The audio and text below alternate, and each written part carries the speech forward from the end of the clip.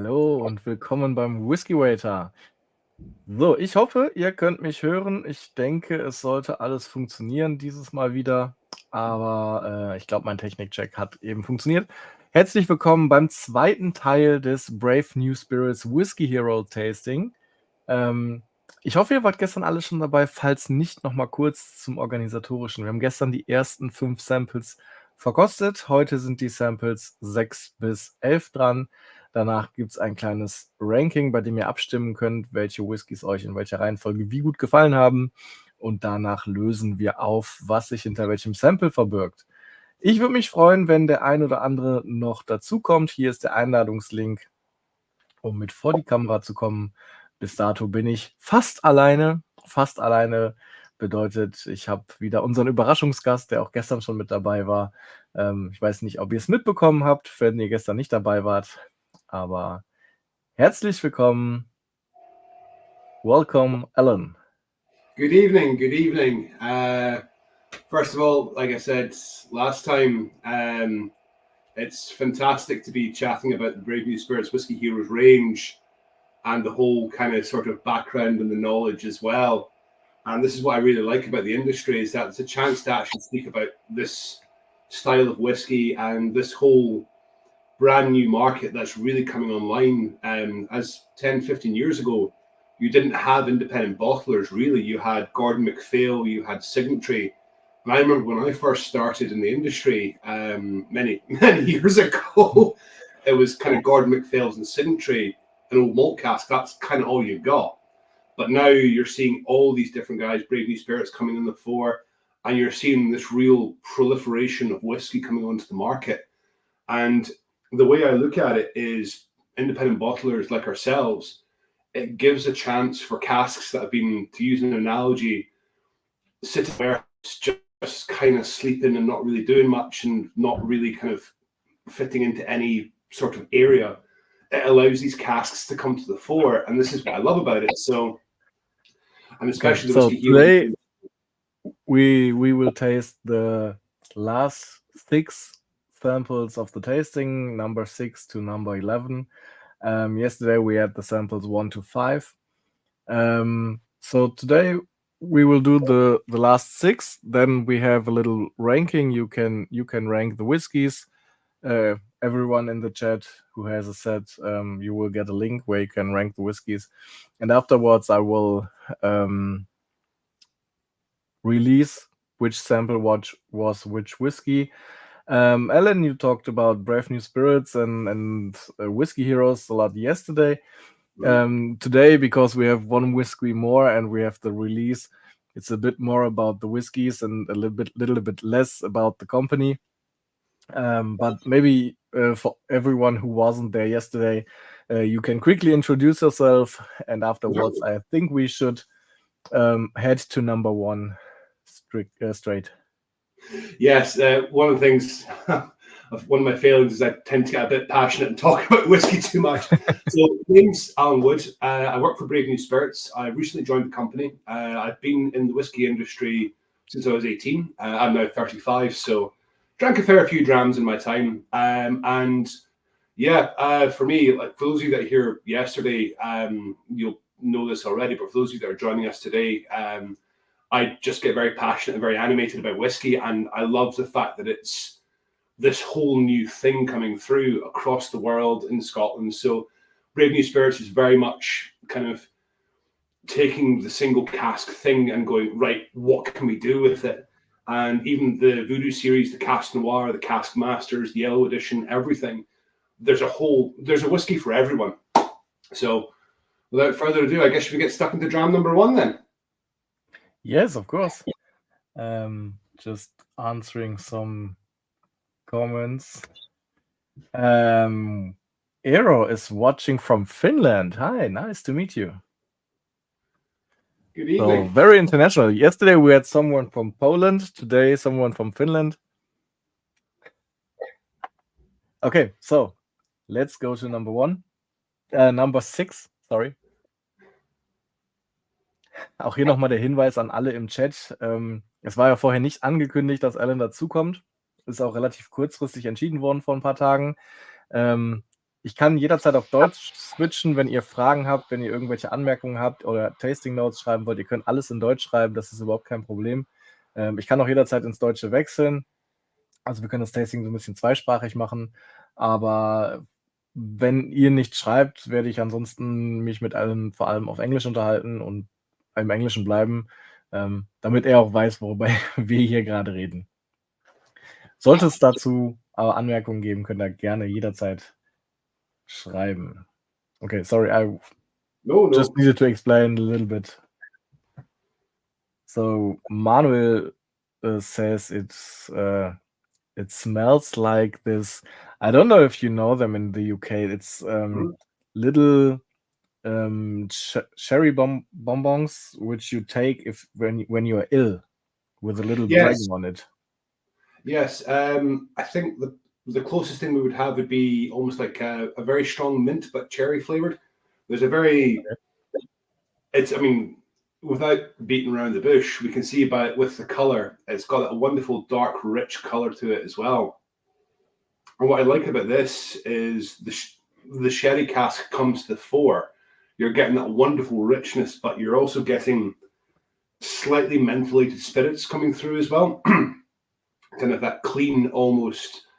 For me, this would be, like I was saying yesterday with one of the whiskeys, this would be a whiskey that would cure the cold for me. This would be something that would really just kind of fit well with a leather armchair, a roaring open fire kind of thing.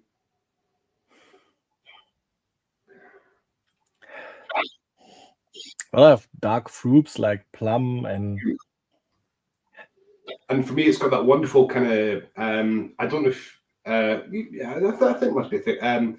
For me, it reminds me of almost kind of like caramelized apricots, as if somebody's just sprinkled some sugar on apricots and just flambéed it. And it's got that wonderful, and this is why I love these kind of whiskies, because for me, some sherry casks can kind of kill the spirit. Whereas this has that wonderful bounceness of sweetness to it. And it's something that keeps kind of, to use an expression, it just draws you back to the glass. It just kind of keeps pulling you back and going, there's more layers to unpick here. I'm a big fan of very intensive casks, so this one is definitely one that pleases me so far. And that's the thing, is that the wood is speaking. And this is why I like the WhiskyHeroes range, because it focuses on, I mean, I love the voodoo, I love everything else by Brave New Spirits, but the WhiskyHeroes range focuses on your traditional whiskey casks, your bourbon and your sherry. That's always been used in the industry. And it shows, right, well, this is what happens when we let the cask run wild, kind of thing. Like I said yesterday, I'm a little bit into this more exotic stuff, this little bit of crazy maturation sometimes. Personally, I love portwood and I love red wine casks, so I'm also looking into the voodoo series, because I think there's more red wine casks in it. There's some really cool wee casks just kind of creeping about that range as well. There's a whole variety of casks available through that range, and this is what I like about it, is that the WhiskyHeroes range as a whole, and I should say there's a QR code here. If anybody wants to scan it, it'll take the WhiskyHeroes landing page. But what I like about wait a sec, there.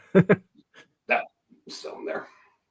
But I mean, what I love about the whole WhiskyHeroes range is it introduces people to single cask whiskey. It introduces to your average consumer who's maybe just drunk a Macallan 12-year-old or a Macallan or a Glenfiddich or a Glenlivet. It's just somebody who's just starting out in the whiskey range. And Germany as well, for those of you that weren't here yesterday, there's actually, I believe, 3 German exclusives from the range as well that are only available there. And this, for me, it makes me very happy, because it shows the faith in that market, and it shows the fact that in Germany, there's a huge whiskey drinking audience there that's just dying to get access to more stuff. Are we the only country yet which had exclusives for the WhiskyHeroes? I think there's some exclusives for different areas in the works, but certainly the ones, there are 3 that we're trying that have the German exclusive market as well. I mean, I should say here I have. I really have some dark fruits like plum and some dry fruit, but also a little bit of leather and maybe tobacco notes. For me, Really this like. whiskey, like I was saying yesterday, whiskey tasting is a very personal thing. You'll get your own notes, and this reminds me of when I was many years ago. I used to have a leather tobacco pouch that I would use for my pipe tobacco, and it reminds me Mhm. of this. It reminds me of that kind of tobacco infused leather. And my background as well, my professional degree is archaeology, so it reminds me of working with old books. It reminds me of that kind of musty, leathery sort of library kind of thing as well. Oh, I really like this one. So far, it's my favorite. And see, for me, what I like about this is this distillate is still quite unusual. And this whole what the Whiskey Heroes range is about is that we're taking well-known distilleries, we're taking unknown distilleries, we're taking young distilleries, and we're letting them shine to the market. And this is what I love about it, is that you have this kind of you might have had this whiskey before, but here's it in a different cask, and we're seeing what we're doing with it. So let's try it. Pleasure. Pleasure. And pleasure, everyone.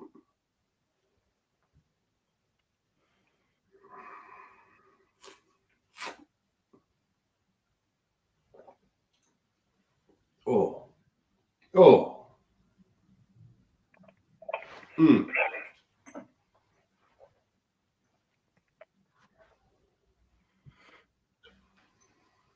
It's wonderful, kind of almost wood fire, kind of cinnamon statement. And if any of you guys are do come to Scotland, what I highly recommend you do is if you're up visiting Speyside specifically, a lot of the wee shops in Speyside will sell cask ends for your fire.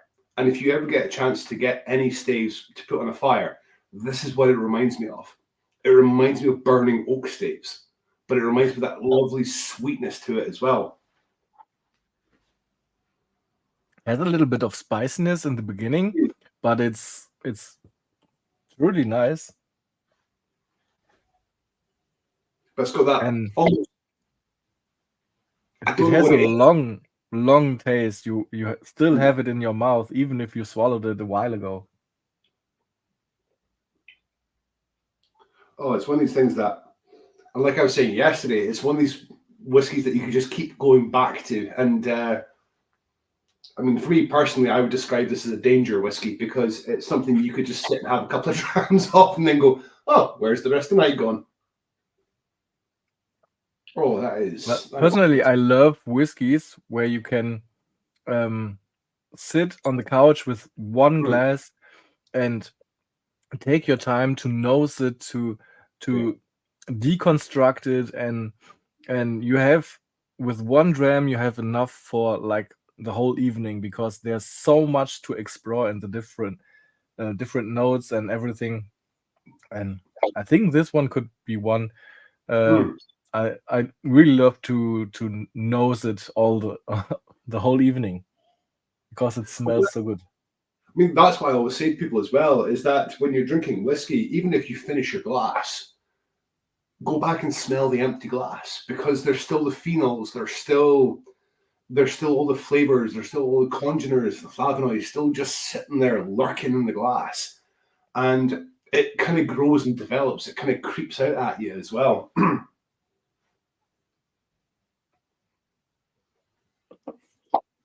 And this one has that quintessential the quintessential sherry style.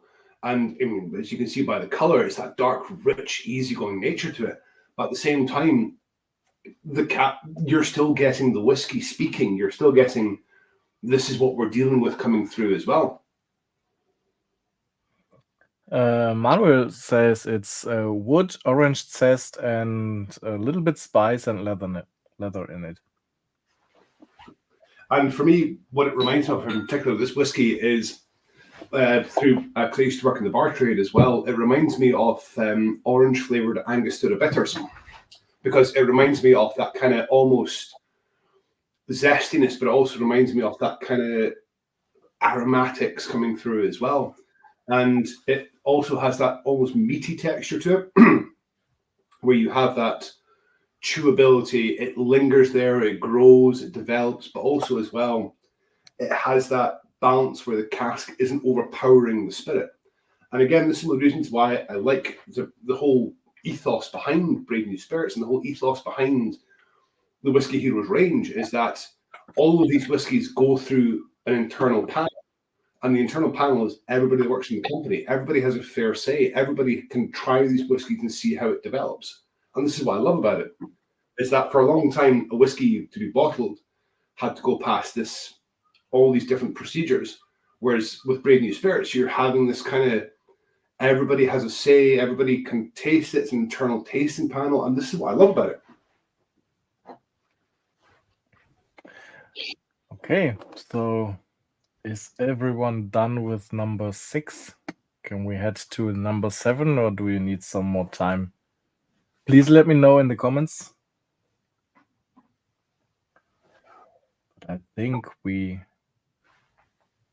can slowly move our nose to the next one.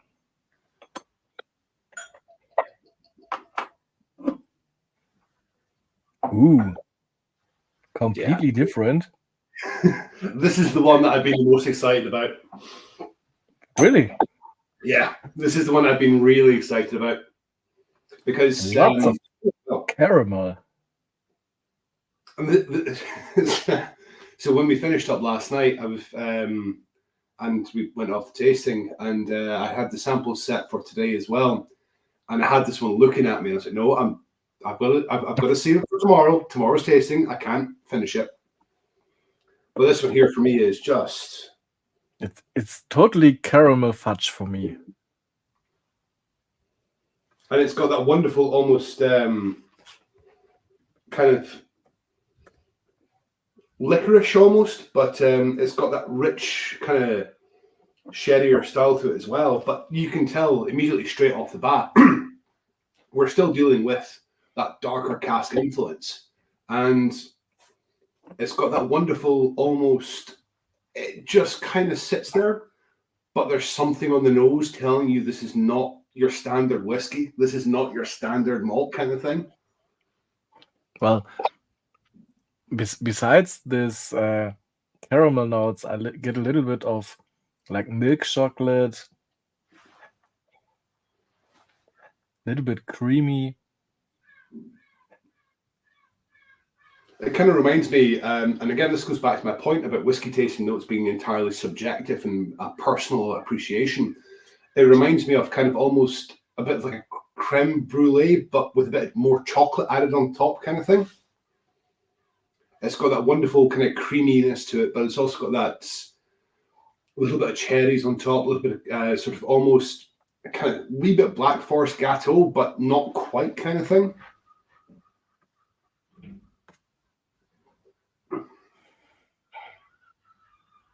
And it's got that, it just kind of, it develops in the glass really well. And even if you hold it up, you can see it sticks to the glass, and you get this wonderful, almost oiliness kind of in the glass, and it just kind of sits there and just, it sticks to the glass and goes, wants to draw you in and go, right, I'm going to really mess with you now. I have to ask for this one in German. Was sind Milchbrockenbonbons? Also ich kenne das nicht. Someone write some notes in the text, which I don't even know in German, so I had to ask for it. What is it exactly? It's like broken milk bonbons, something like this. And I don't know what this should be, so I had to ask for it. And Manuel says, is it a wine cask? It reminds me to Willow Bank. You mean Willow Bank or Willow Burn? I don't know. But no, it's not a wine cask, because our Whiskey Heroes are bourbon or sherry casks so far. I hope this will change in the future. Maybe we can have a port or a wine cask there as well, but so far it's all wine or bourbon sherry or bourbon casks. So I mean, it is a primary sherry or bourbon focus, and this is what I like about it as well, is that port always has a history with the whiskey industry as well, but sherry and bourbon have that bigger history as well. With sherry, you have the Old Alliance, you have the trading houses, you have the trade agreement with sherry distilleries in Scotland, and it's one of the reasons why, up until about 3 years ago, France was the biggest consumer of Scotch single malt whiskey, because all of the ships left France to go across to Scotland with the sherry casks. And this is what I love about it, is the fact that it's focusing on these classic sherry style maturations, these classic bourbon style maturations, but getting distilleries like this one. And I don't want to give the game away, but this is one of my favorite styles of distillations as well.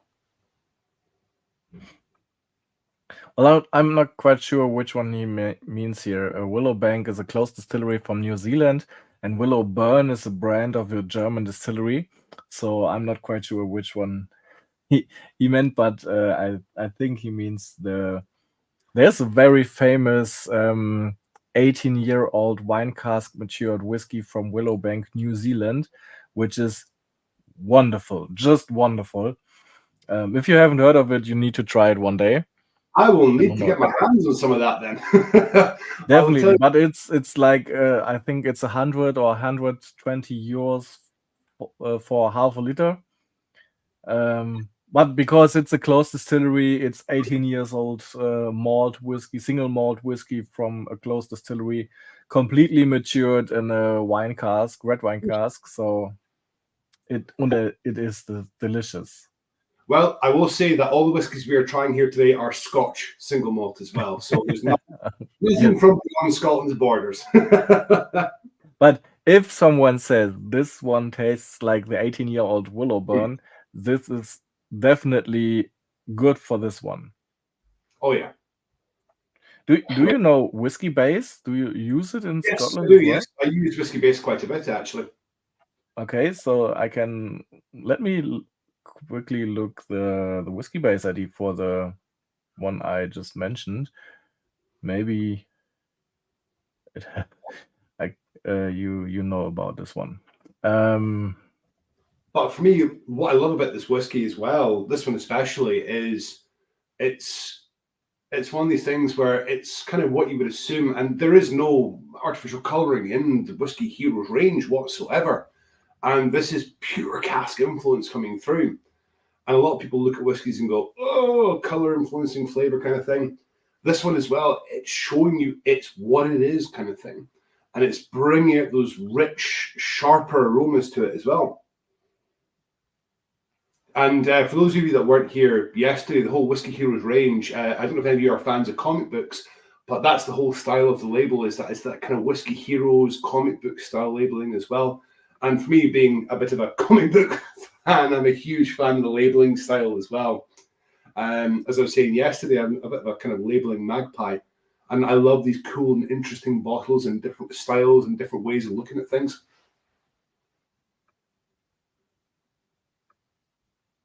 But also,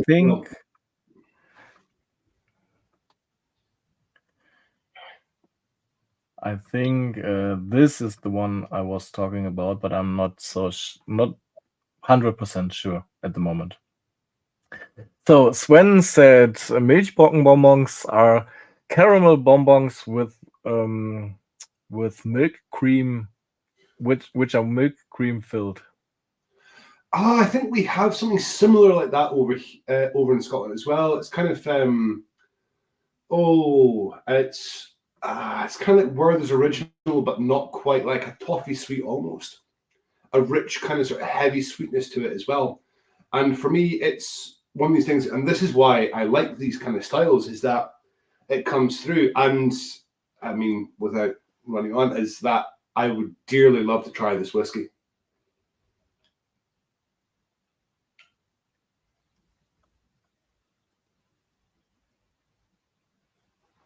But for me, one of the things I love about it as well, the nose doesn't really sting as well. Is that, well, sometimes with single cask whiskies, that nose can really come out at you. Whereas this one has that balance, has that easygoing aspect to it as well. Daddy says number 7 is the most complex one for me so far, but it reminds me a little bit of the cupboard from Grandma. It's actually quite funny you should mention that. It reminds me for myself, and this is why I keep going back to the whole whiskey tasting notes being personal things. It reminds me of when I used to work for an archaeological company in Glasgow.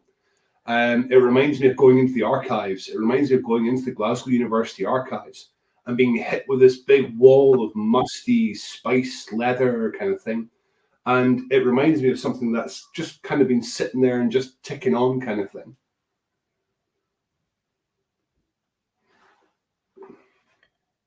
And Laura is asking, is number 7 a grain with PX? Well, I don't know. We will release that later on. But I love the nose, and I think we should try this one. Flanger.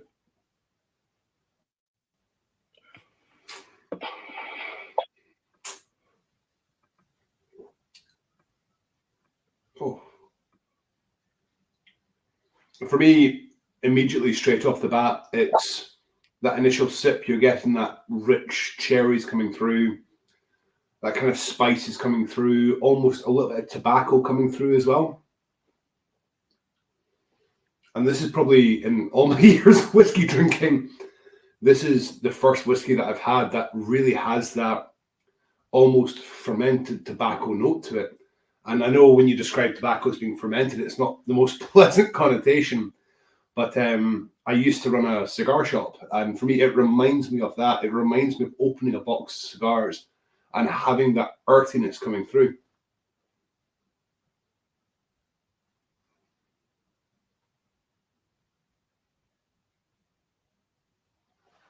I should say as well, I'm sure you'll be happy to post this, my email in the chat for anybody that wasn't here yesterday.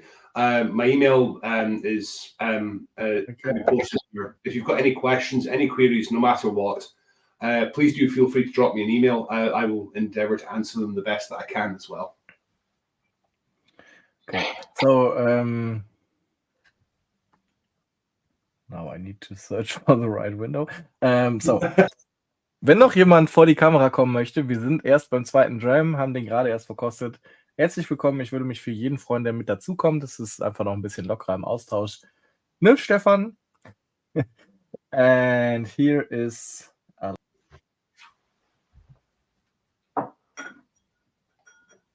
And also as well, is that these whiskies here and the Brave Spirits range as a whole has this fantastic kind of thing to it. I don't know what happened. So, and here is the email address from Alan.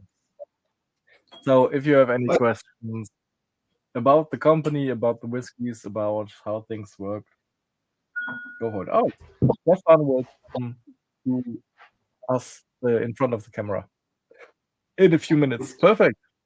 I'm looking forward to it.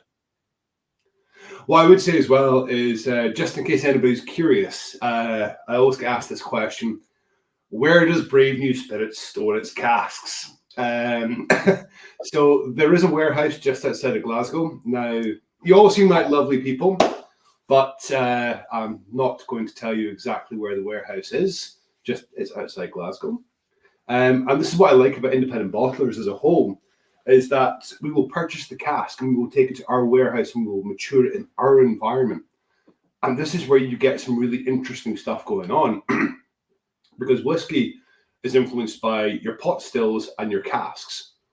And this is where it allows the wood to shine through as well. The WhiskyHeroes range, the Voodoo range, the Masters, everything, it allows the casks to show what they can do to the spirit. And this is what I find really unique about independent bottlers as a whole. And that's why I'm perhaps one of the biggest fans of the German independent market. And I went over to Germany many years ago. Unfortunately, I was under 18, so I couldn't drink. And I remember seeing all these bottles of whiskey, and I keep meaning to get over there again just to see the range that there is there. And you have this huge plethora of different styles of whiskey, different ways. Good evening. Hi, Stefan. So, if I will be next time in Scotland next time, or in Glasgow next time, you can blindfold me and bring me to your warehouse, no problem. Certainly. If you're ever over, please do feel free to drop me a line. Go out for a dram and I can show you the weird and wonderful side of the whiskey industry more than anything else. And this Well, is what I I've been to Glasgow, I don't know, 2 or 3 years ago with my best friend, and we were in Edinburgh and then in the Five, the countryside Five. Mhm. And then we head to Glasgow, and we were invited by Clydeside Distillery. And in the evening, we were at the match from the Rangers against Borussia Dortmund. It was a great experience. No, it's football's always a fun thing over here as well. So you're a football fan? I'm afraid not, unfortunately. I'm more rugby orientated, but I'm not a big football fan, unfortunately. But whenever you're in Glasgow, if somebody asks you what team you support, Partick Thistle is always the safe bet to go for. So, Stefan, was sagst du bis jetzt? I just tasted number 7. Mhm. I had like in the nose like wine vinegar and a little cherry, but it tastes like caramel and berry sweetness. And that's what I love about these whiskies here is that the nose keeps developing in the glass, especially if you guys go back and smell dram number 6 after you've had dram number 7. You're going to notice some different flavors coming through. You're going to notice different styles, different notes, different tastes. And this is what I love about the industry as a whole. And this is what I love about the whole independent bottling scene, is that you have this almost different style of whiskey coming through. You have the pro forma that everybody knows about the whiskey industry. You have your Lafroigs, your Macallans, your Glenfiddichs, your famous Grouses. And then you have whiskies like this, which has that kind of almost, we want you to try this and we want you to see what it's about. And this is why I love the fact that there is so many new ranges. There's so many different bottlings within the Brave New Spirits portfolio. And there's all these different notes, textures, tastes, flavors, and it has that almost, and dram number 7 for me specifically, and just to agree with that comment about grain popcorn, it has that wonderful popcorniness to it. And yes, but not too much. It has this caramel popcorn flavor, but it's very soft. I think it's not only the popcorn. It doesn't come forward in the nose. It's more in the taste. Yes.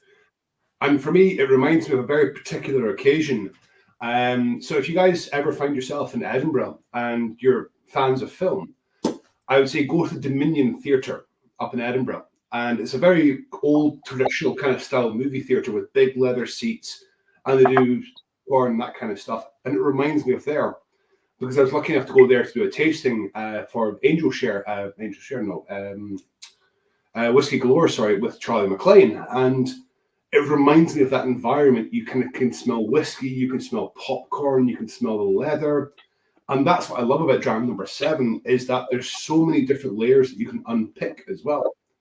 And again, coming in, everything from Heroes is cask strength. So you have that stronger alcohol note coming through. And you have this desire of, if you want to add water, you can add water to it. If you don't want to add water, you don't have to add water to it. Well, there was no whiskey so far which where I had to add water because it was too strong or too spicy, or I wanted to open it up.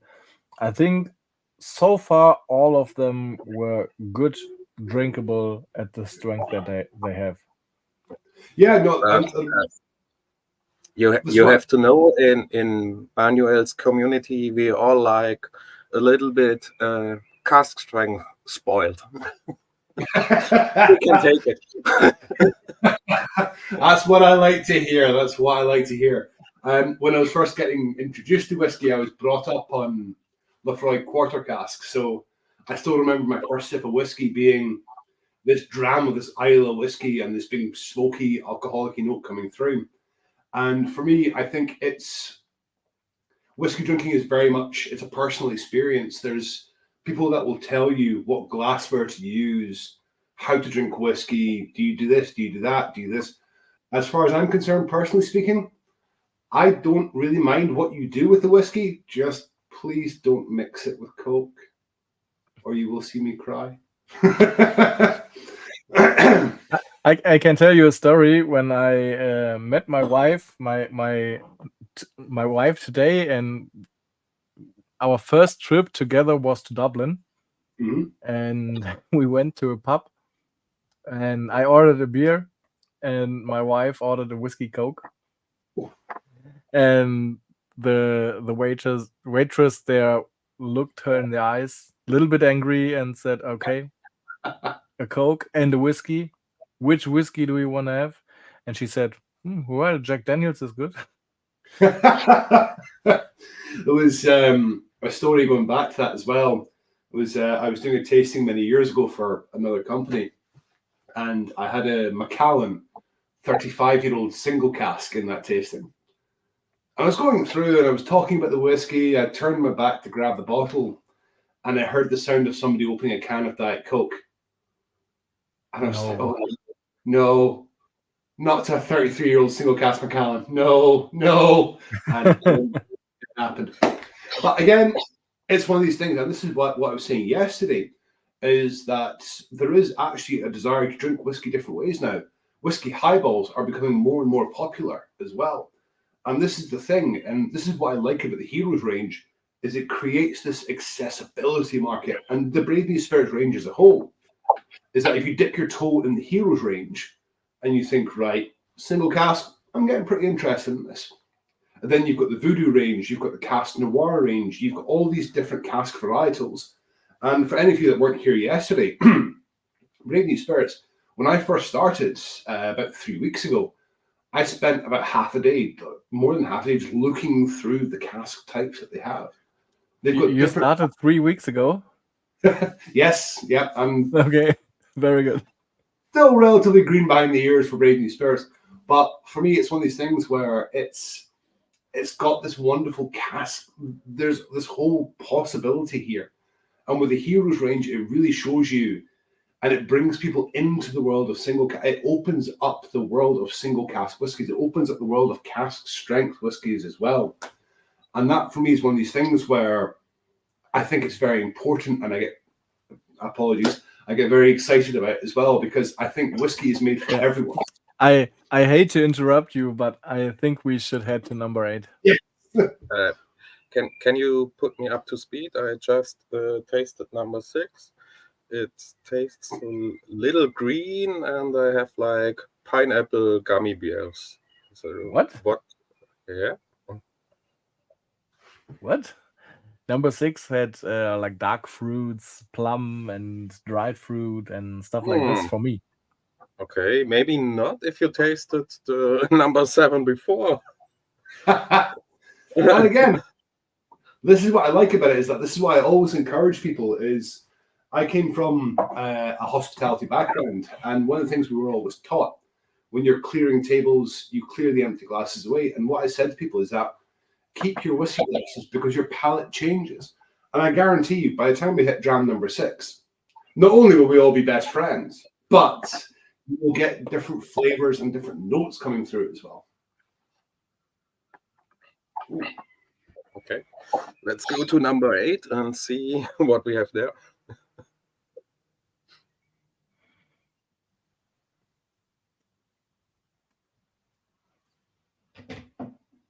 Oh my. My first impression is really subtle.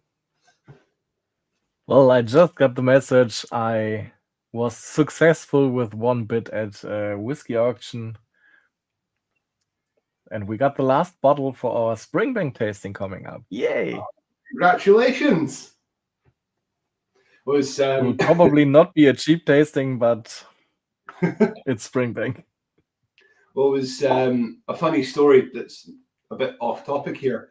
I was walking past one of the whiskey shops in Glasgow to start my shift when I was working at a bar at 11 o'clock, and there's people that have been saying they were queuing since 4 o'clock in the morning to get access to the Springbank release.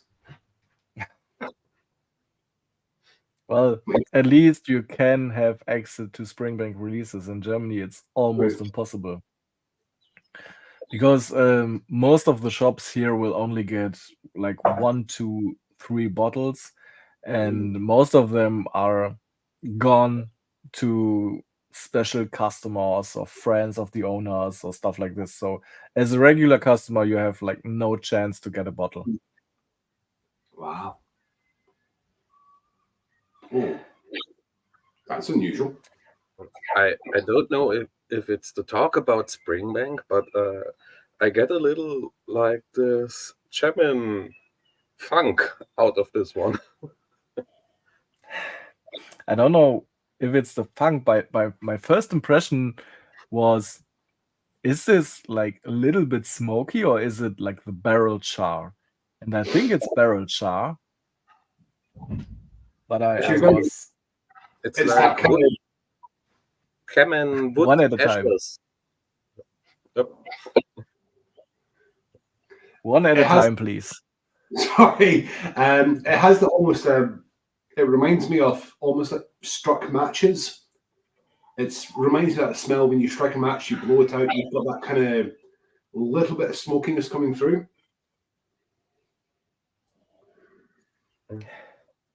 So Stefan, what did you say? Yeah, I said I had like the funk of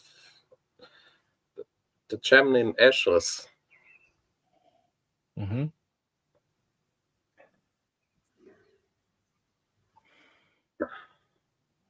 But here with this one, I have a little bit more like this old dusty books, old cupboards, old wood, stuff like this, very dry. I mean, for me, it reminds me very much of my, like I said, the other whiskies yesterday.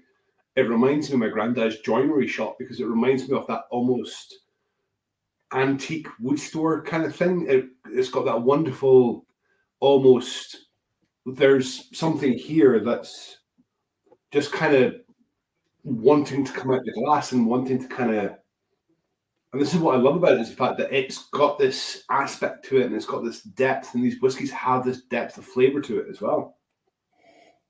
Well, I want to get it in my mouth. So.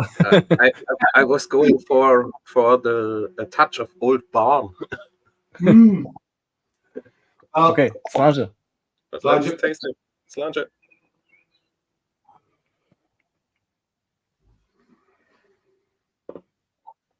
Oh. Oh.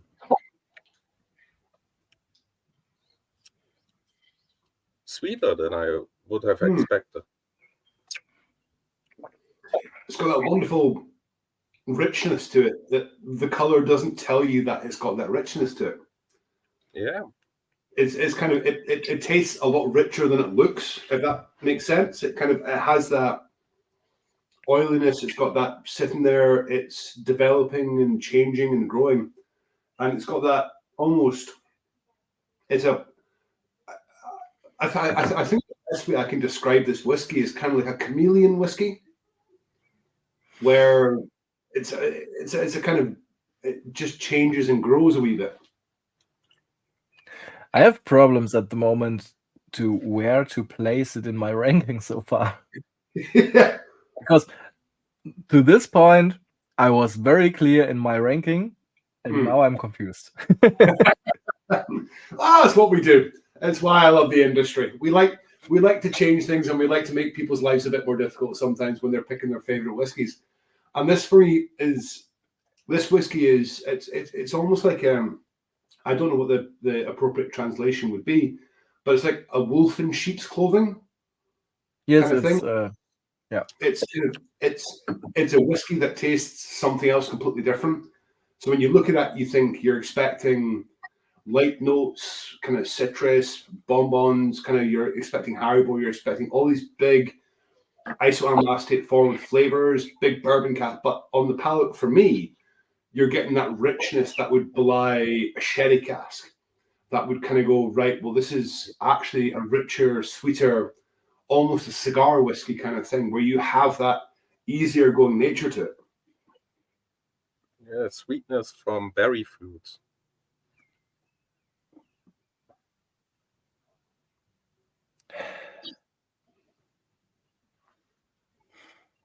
And I don't know if anybody still has anything from Dram number 7 left, but I just went back and quickly nosed Dram number 7. You're getting a different flavor coming through as well. You think? Maybe I still maybe have that- the caramel bomb. Yeah, me too. But I really Caramel like number bomb, 7. For me, it's on the second place so far.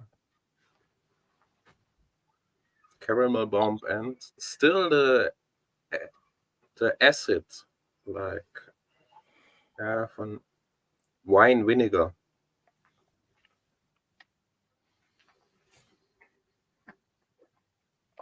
The chat is quite silent at the moment. Is it a good sign because you like the whiskey so much, or I just wanted to say, after tasting, what's the matter?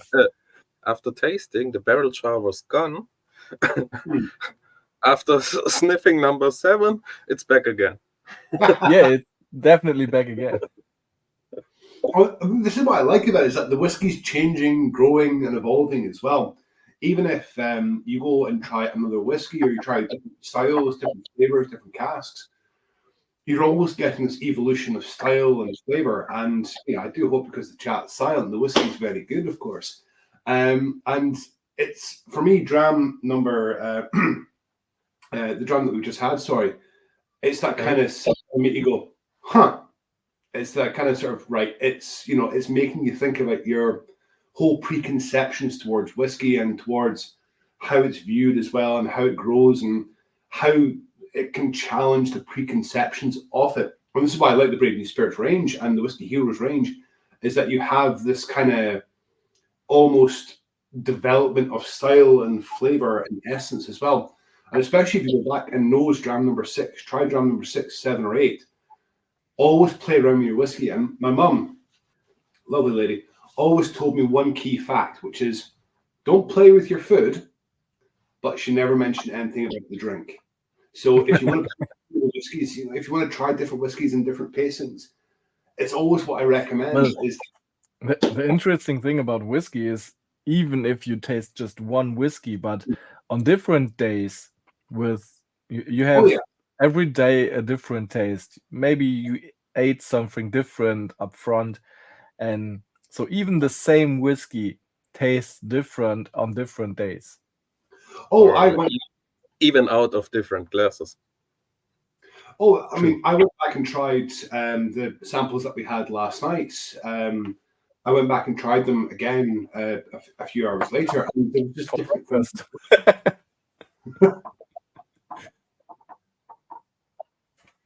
So let's head to number 9.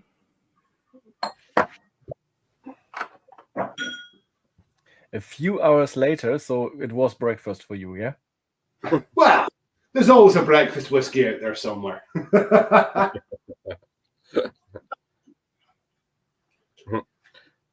Manuel, you did the serial killer with the whiskey and the cornflakes.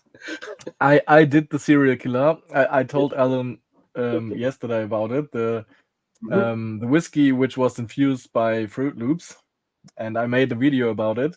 And I took the whiskey and put it into Fruit Loops, and I breakfasted.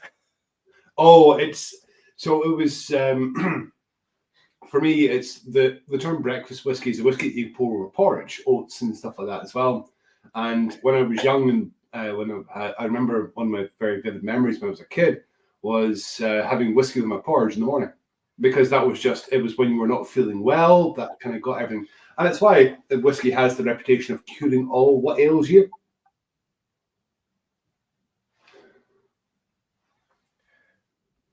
And I mean, for me, Dram number 9 on the nose has that wonderful. See, this is what I love about the whiskey as well, is that there's some distilleries that are very distinctive. You can pick it straight up off the bat. This, for me, has what I would term as a catch-all approach. And not because on a negative way. Now, I've been drinking whiskey since I was 18.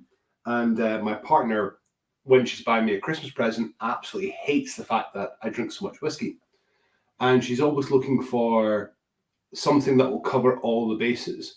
This, for me, is something that covers all the bases. And this is not demarking quality or anything. This is something that will just tick everybody's boxes at the end of the day.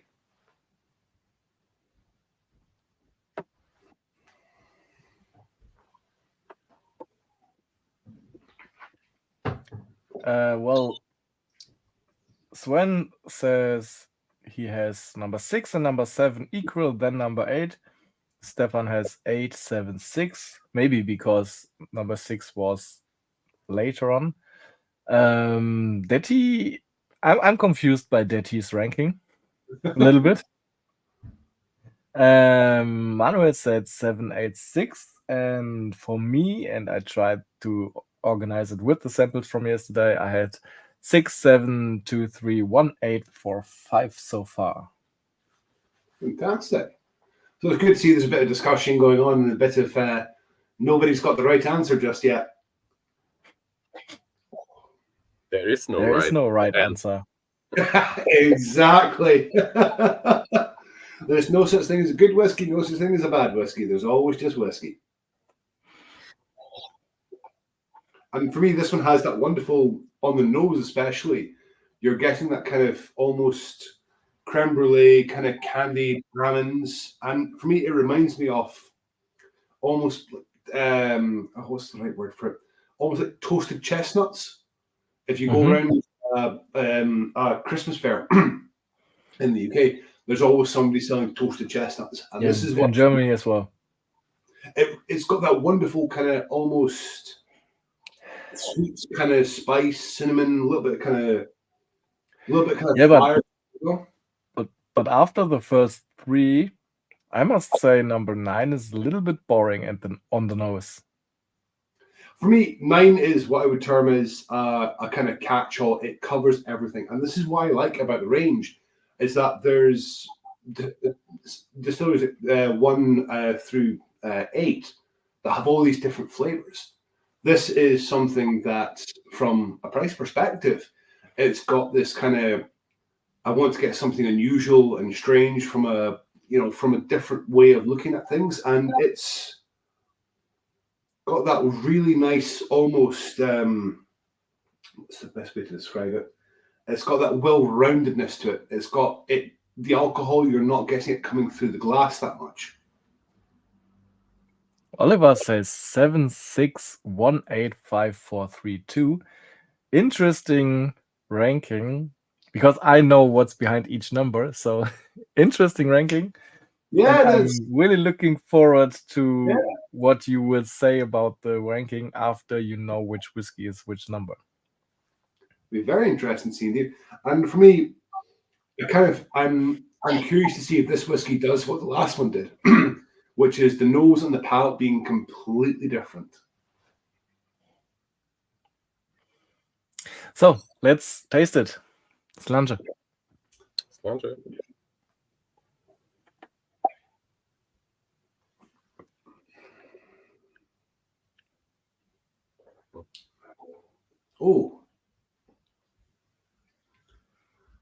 Oh, there's something there though. Yes. For me, what I like about that one there is that there's that almost all spicy. I mean, again, the color would lead you to think it's a bourbon cask, but much like with the other side, is that the color is not always indicative of the cask. Is that you're getting that sweetness to it, and it reminds me of, personally speaking, it reminds me of this kind of almost, I want to say cured fish. It's got that kind of oily, just sits there and lingers for a while, but it's not quite fishy enough to be described as cured fish, I guess would be the best way to describe it. But it's got that kind of almost cured meats as well. And this is what I love about these whiskies, is that you have this kind of different style and different flavors coming through. And you have this, I mean, without giving too much away, this is from a distillery that I'm really interested in, because the independent bottling scene for this distillery is always really crazy and unique. And you just don't see this on the open market that much. And that's what I like about it, is the fact that the Heroes range as a whole, we have a chance to access these distilleries that you just don't see on the wider market.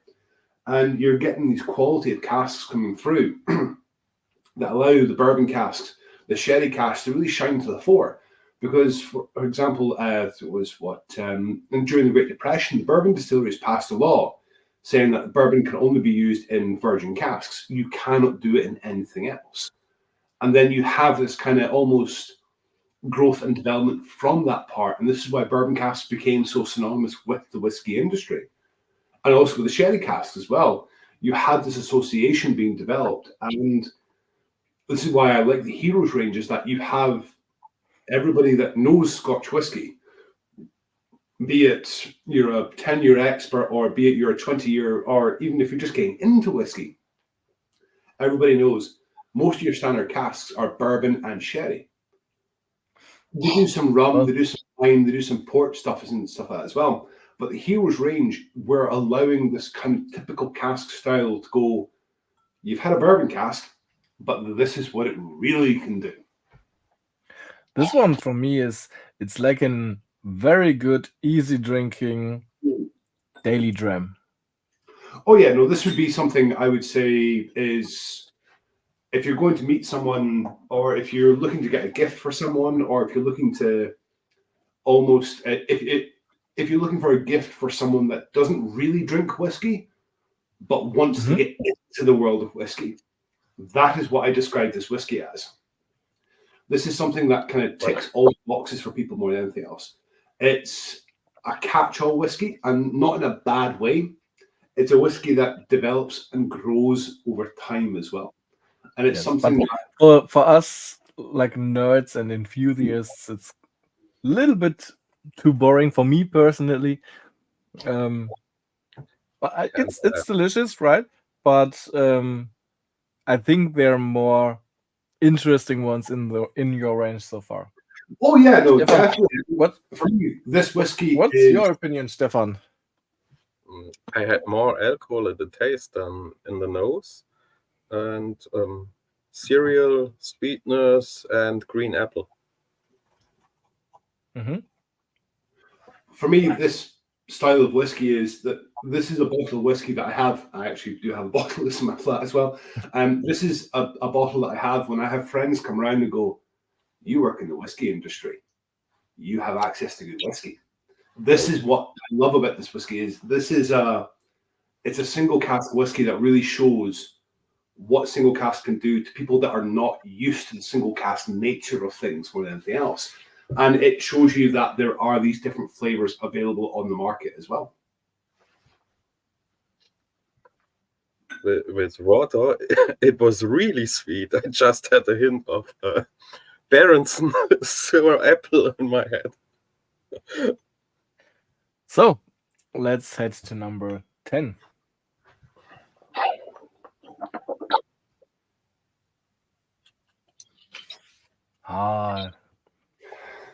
This smells like whiskey I love. This smells like happiness. Yes.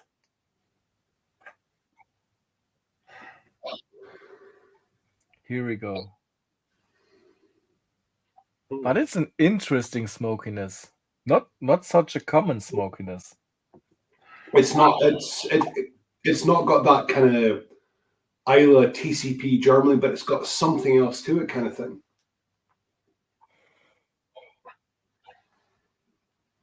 Well, I have a little rubber. Really? Yeah. For me, it's a little bit more like it's like I don't know the English word for it, but if you burn what's the juice from trees? I don't know the English word for it. Resin, sap. Okay, so if you burn this, I have a little bit more from that. I have a little like the flora in the school gym. What? No, I understand where you're coming from with that as well. It's got that resiny woodiness to it as well. And this is one of the brands I've been, again, with the other one as well. This is the one I've been most excited about, is that I've actually never seen this as a single cask from a third-party bottler before from this distillery. and this is what really makes it quite fun, is this is a whiskey that's just so new and so interesting for me. It's definitely different. How is the alcohol scale? What is our lowest ABV? Oh, good question. Am I allowed to give that away, or? The lowest of all 11 bottles, or our range in general. I think the lowest you're looking at is low 50s, I think. Okay. So again, there's still that strong alcohol thing to it, and this one for me. No. The point is the alcohol. It's like really good integrated in all of them. Well, the lowest is 49.8%. Okay. And the highest is 58.1.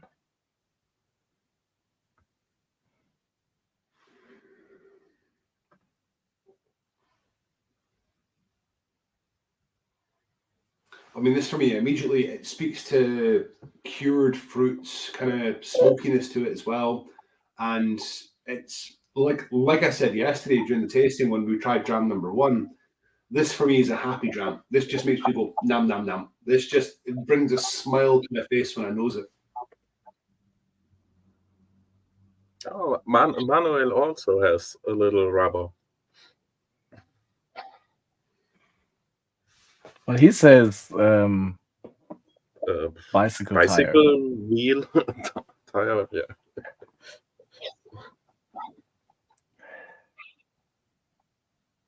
Shall we try it? For sure. Lunches. Now you're in a rush. But okay, no problem. I've never tried this before, and I'm a bit excitable about it. You haven't? Okay, so let's go for it. Mm.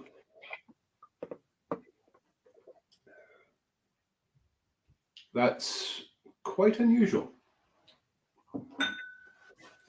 For me, it's got that burning heather note to it as well. And it's got that wonderful aroma to it. And this was one of the samples that I was looking at. And I hadn't tried this whiskey before jumping on the chase with you guys tonight. Because for me, it was quite important that I try these whiskies blind as well. And I tried a few of them, but I'd not tried this one purposefully because I've never had this whiskey as an independent bottler. And this is an absolute stunning example of this whiskey. And for me, because I know where it's from, it doesn't taste as where it should be from, kind of thing.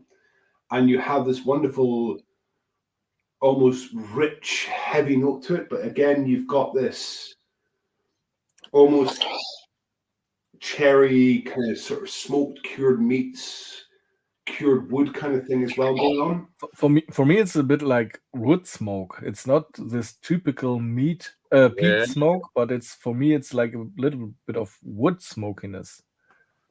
Interesting. It could be out of the Netherlands. I haven't tried one. This one was awesome. I'm really looking forward to the new one from the Whiskey World.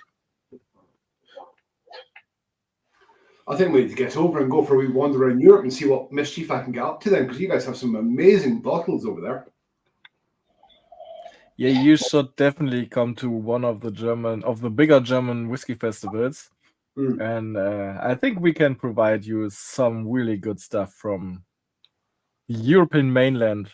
Not only Germany, but the Netherlands, France, Scandinavia even. I mean, this is what I like about it as well, is the fact that you have this huge growing trend now where the whiskey is just growing, the market is growing as well. And the Heroes range, it's showing you what these distilleries, a lot of the Heroes ranges, like I was saying earlier, they're from new distilleries, from distilleries you don't really know about, from major distilleries. It's all across the board. And this is what I love about the industry as a whole as to where we're going at the moment, is that you have this kind of almost approachability and accessibility for everyone. And it's really opening up the market for it.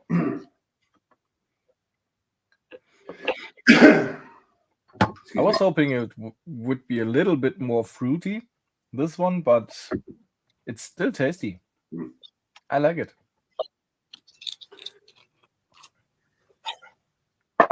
I think for me, it's one of these things where it's got that almost magical quality of something you can't quite put your finger on kind of thing. It's got that wonderful, there's something there, but you don't quite know why you like it kind of thing.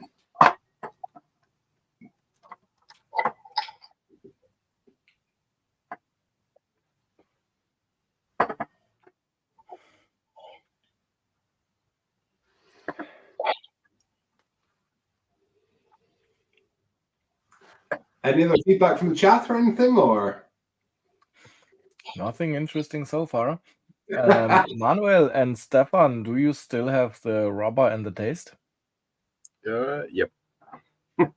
Okay. And for me, this is what I would describe as even more now in the nose. Really?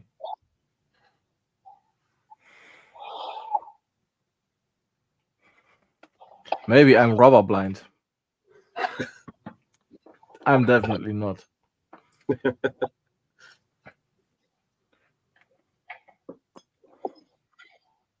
I thought there's only smoke blind and sulfur blind. No, this one rubber blind. Rubber blind would be something new.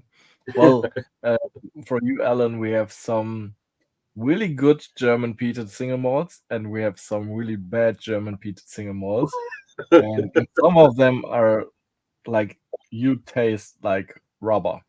Mhm. You know, so the burning wheel fire of Springfield. Yeah, from The Simpsons. Yeah. If you would taste this. There's been a few whiskies that I've had that have that kind of taste as well. But this one here for me, excuse me, sorry. Bear with me one moment.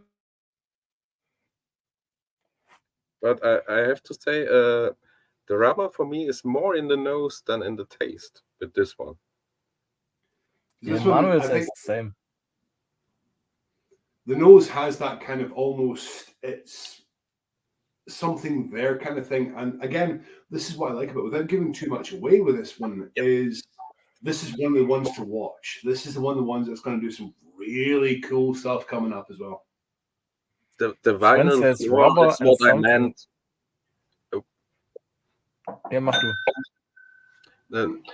What he said, rubber and something like a vinyl floor. The vinyl floor is what I meant with the floor in the gym of my old school. So like okay. old and a little rubbery. No, it's got that wonderful almost, for me, it reminds me of gym benches. It reminds me of that kind of almost raw wood aspect to it as well. But it also reminds me of the Glorious 12th in Scotland, where they burn the heather back, where you've got that woody smokiness kind of sort of billowing across the Highlands, and you've got that burning heather note to it as well. And I realise if nobody's seen the Glorious 12th and if nobody's experienced it, then because that's when we start hunting the grouse, it might be a very difficult flavour to associate with. But you've got that wonderful, almost burning, organic-y kind of smell to it. And this is one of the reasons why I love it, is the fact that it's got this almost gentle balance to it. The smoke isn't overpowering because you're still getting that sweetness of the cask coming through as well. I don't know what happened, but from one moment to another, we just gained 11 viewers only on Twitch. Well, that's a good thing, I hope. Drinklanke says, wir kennen uns, we know each other from the Blogger-Treffen in Limburg. That's good. It was a good evening with some good whiskey. So, one last dram from this 2 days. Number 11. Yeah. And I Definitely know which one this is. Yeah, you smell it and you know it. We have But peanut Alan, and the old for you to factory know, harbor. I really love heavily peated single malt. I love all the Isla single malts except from Kalila. I can't get into Kalila. I don't know why. I'm with him there. And it's like, yeah, peanut and the old factory harbor. And the ashes. And it's Probably such a typical Kalila. I thought this was a blind tasting. Not with Kalila. Well, if you want to do a real blind tasting, you should put more Isla whiskeys in the tasting or none of it. So for me, this one on the nose, like you said, we're talking Isla here.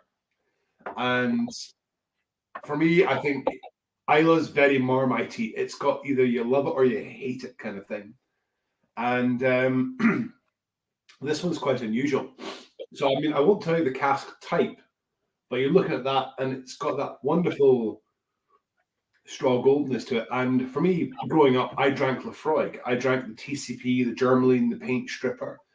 And for me, what I describe this whiskey as is that softer kind of smoke, but it's still got that something to it as well. With Kalila as well, I mean, I'm sure everybody knows what we're drinking now. But this one here is that it's got that almost slight rubbery medicinalness to it as well.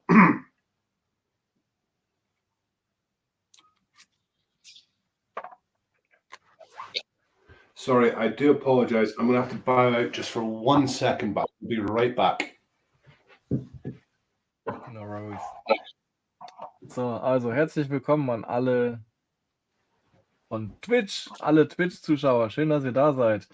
Drinklinker, ich habe gerade nicht so richtig ein Gesicht zu dir im Kopf, aber das liegt, glaube ich, mehr an mir als an dir. Ich muss aber gestehen, ich war an dem Abend auch ein bisschen überwältigt von den ganzen neuen Gesichtern und neuen Eindrücken und ja. And a good whiskey sour for me, but enjoy your tasting. Ah, der Barkeeper, der die Whisky Sour. Jetzt weiß ich, wer du bist. Ja, natürlich. Natürlich. Vielleicht müssen wir auch mal zusammen ein Tasting hier machen. Machen wir mal ein Cocktail-Tasting hier. Oh, wow. Wo war die 5 von gestern bei dir? Ich doch vorher so Willst du eine ehrliche Antwort? Ja. Weit hinten. Da war meine Reihenfolge. In der Nase finde ich die geil. Echt?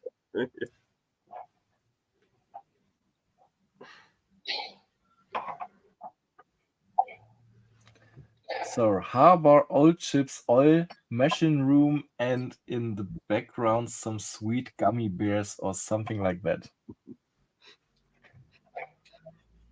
Ich muss gerade lachen, weil ich denke, oh, die 4 riecht genauso gut. Ah, die ist nur ein Platz vor dem bei dir.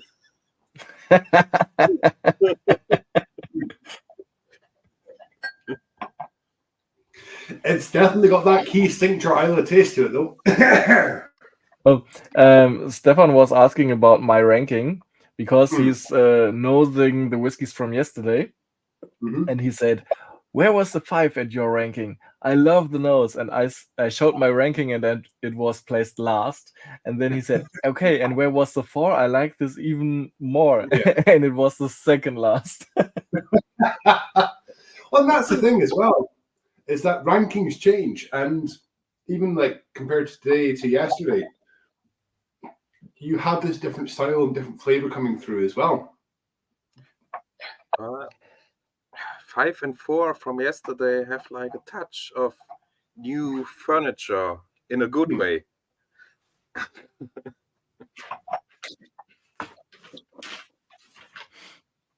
Manuel, das könnte dann gleich ein Problem werden, weil das Ranking ist über alle 11.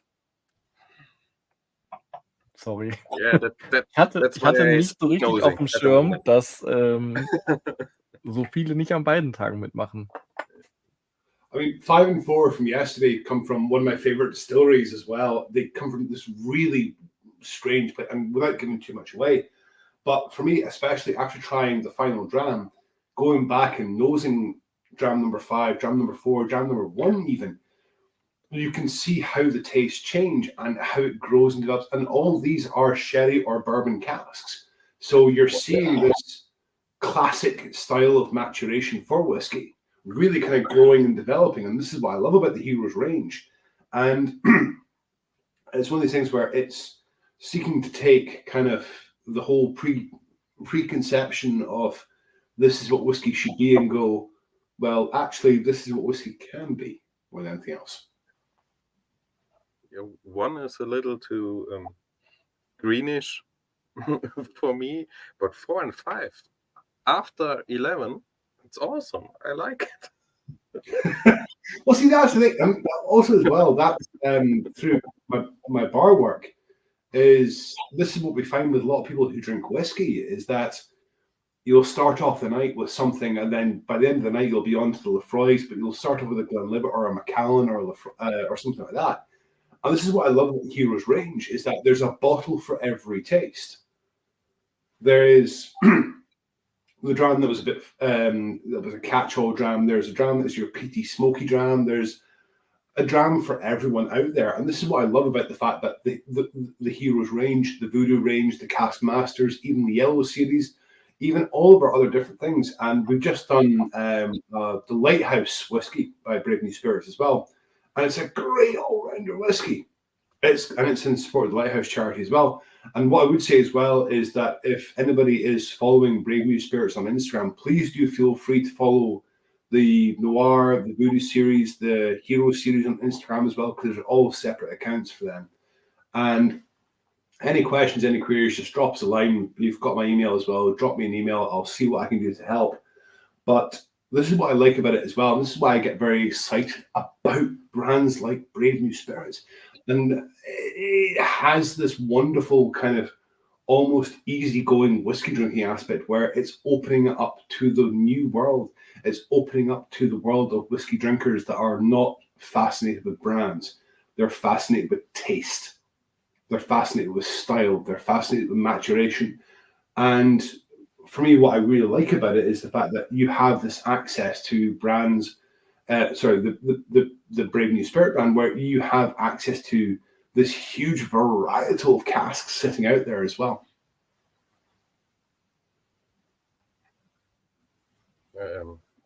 Did we Just taste one moment, 11 please. already, or did we I haven't only tasted yet, but I need to. In the community, someone says the stream wasn't able to be found, so Oh, I'm just wondering what happened there.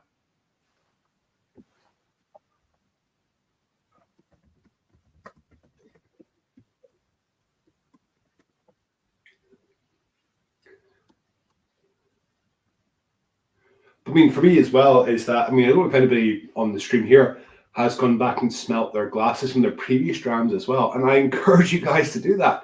Go back, smell the glasses, go back, smell the whiskey, and you can see how it grows and changes in the glass.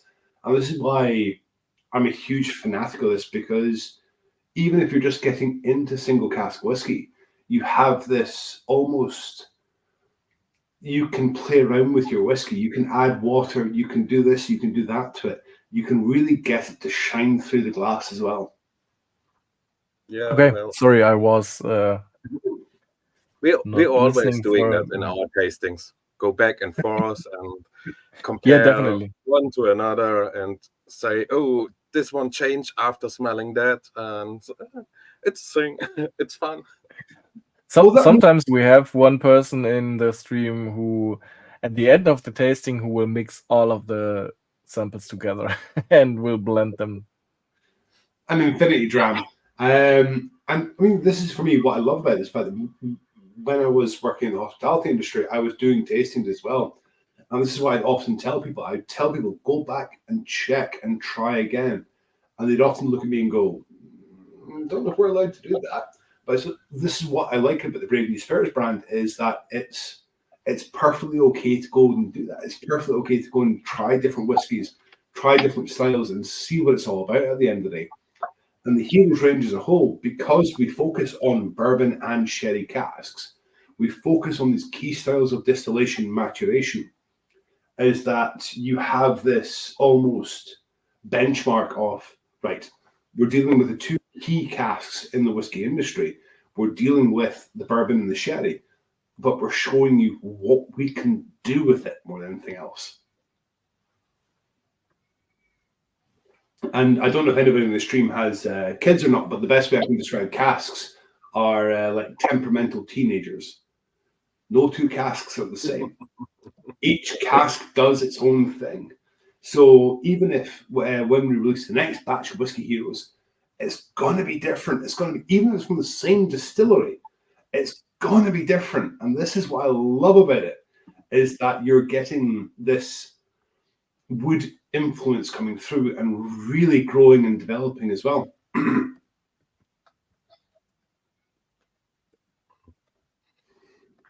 That's a nice analogy. I haven't heard that. Every cast like a teenager. Have you tasted the number 11 already? I just did it, and yeah, it's a Kalila. Okay, I haven't, but I will. Sludge.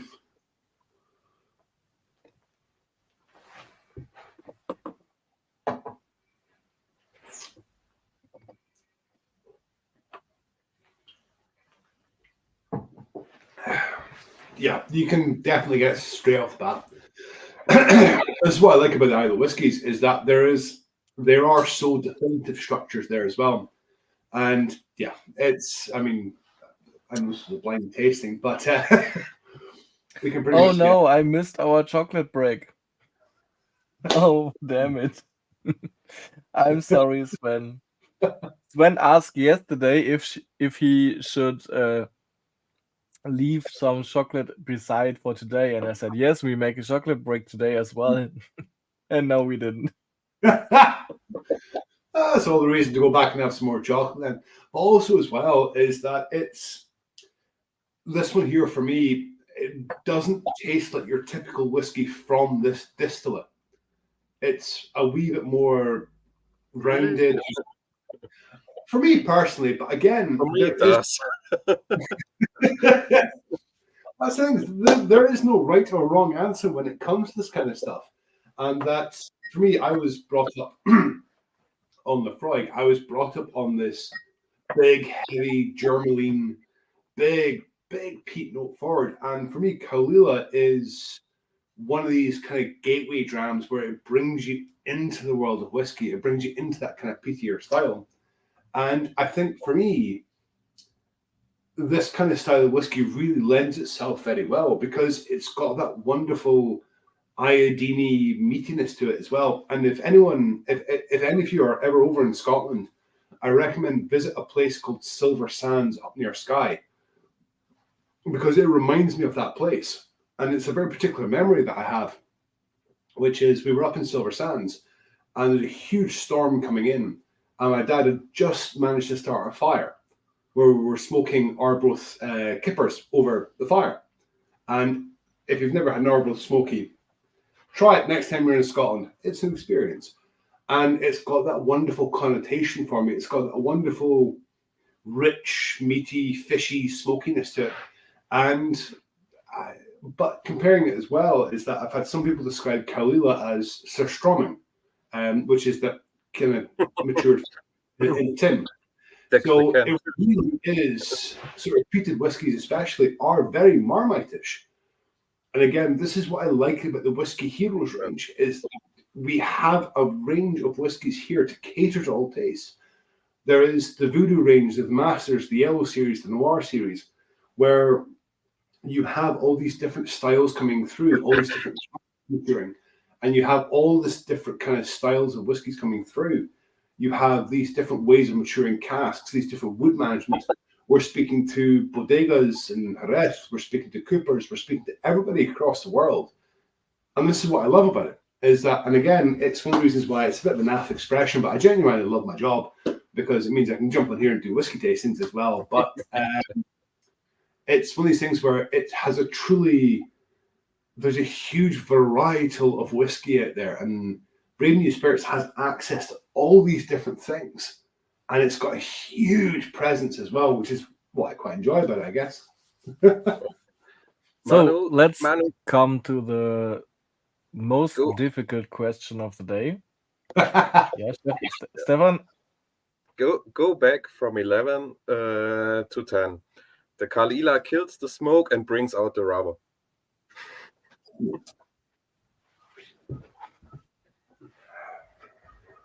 A little bit rubber, okay. I'll go back to number 7 and you still have the caramel bomb. Yeah, it's popcorn. But number 6 smells completely different now. Now I have some flower notes and stuff. Number 6, you're getting a wonderful alpine meadows, floweriness coming through. You're getting that wonderful, almost just light and delicate kind of style, but also with that richness coming through as well. Oh, someone doesn't like Kalila as well. So the most difficult question of the evening is, please rank all 11 whiskeys as you like them. Rank them from the top whiskey to the lowest whiskey. Alan, you can rank them as well if you have any chance to do so at the moment. I don't know if you have a laptop or mobile device there. I don't at the moment, but I will definitely. There is key favorites for me, and there's whiskeys. I mean, I drink all whiskeys, and I think everything is great, and I think all the whiskeys here are pluses and minuses. You can make up your ranking, and we can vote for you. But also, we can. Is that I think these whiskeys here, the Heroes range as a whole, and this is not coming from a sales perspective, this is coming from a drinking perspective, is that I think there's this all different attitude towards whiskey, and there's all these different styles going through. Now, we always have to rank, and we don't say the last is a bad whiskey. It's just the other one is better. Okay, so please, everyone, just rank the whiskeys. I know it's difficult, but this will help us the order where we can release which sample was which whiskey. While you are doing this, I can already tell you about the upcoming tastings and events. And yes, the next event, or one of the next events, will be the Kinderherzen charity event. And just today I got the 4 possible projects to was heißt denn jetzt nochmal unterstützen? I don't know. Yeah, to support, yeah. So we have 4 possible projects to support, where we can choose one of them where our money will end up. I will tell you about the projects within the next days. The event will take place on the first weekend of October. All of the 4 projects are totally interesting, are totally important, and I think all of those projects need our money, but we can only choose one, or we will only choose one. Then at the 7th of July, we have the Lustau Sherry tasting with Paco Rodriguez, and the Cask Count tasting on the 19th with Tilo. And I think on the 18th, I haven't have a banner for this one yet, but on the 18th of August, we have the mystery box tasting with Dirk Schlüter. There are still some sets available if you're interested in. And then on the 13th of September, you can meet me in Wermelskirchen with Whiskey Meets Barbecue. So, so far we have 6 votes for the ranking. Alan, which one is your favorite? So for me, so my favorite has to be Dram number 1. Dram number 1. Okay. For me personally, it does what I want it to do. It's from a distillate that's very close to my heart as well, because this was one of the first whiskies that I tried after I tried Lafroig. So this was when I first started my whiskey journey, and when I first started really playing around with it. And then I would don't say, understand. Why did you need another one after Lafroig? well, I've got to broaden my horizons. I've got to taste things. But for me, I would say definitely Dram number 10 as well, because I'm not really that associated with that distillery. I don't really know that much from what they do. I've tried their core releases, but I've never tried it as an independent bottler. And this was the Dram that kind of blew me away. It was also as well is that it was Dram number 7 as well. And Dram number 7 was one of my favorites because I'm always a huge fan of what they do. I'm a huge fan of that style more than anything else. So that would be my top 3: Dram number 1, Dram number 10, and Dram number 7. So we have 7 votes at the moment. We had like 34 participants in total, but I think many of them will rewatch it later. Mm-hmm. So I can't wait for their votes. But I think you still have to wait. I'm not ready yet. Yeah, no worries. No. We will wait a few more minutes. I think we can wait like 5 to 10 minutes. But still, we have 7 votes at the moment, and I'm already impressed by the ranking. I wouldn't have imagined this one up front. Because I know the numbers, I know the bottlings behind the numbers, and I'm already impressed.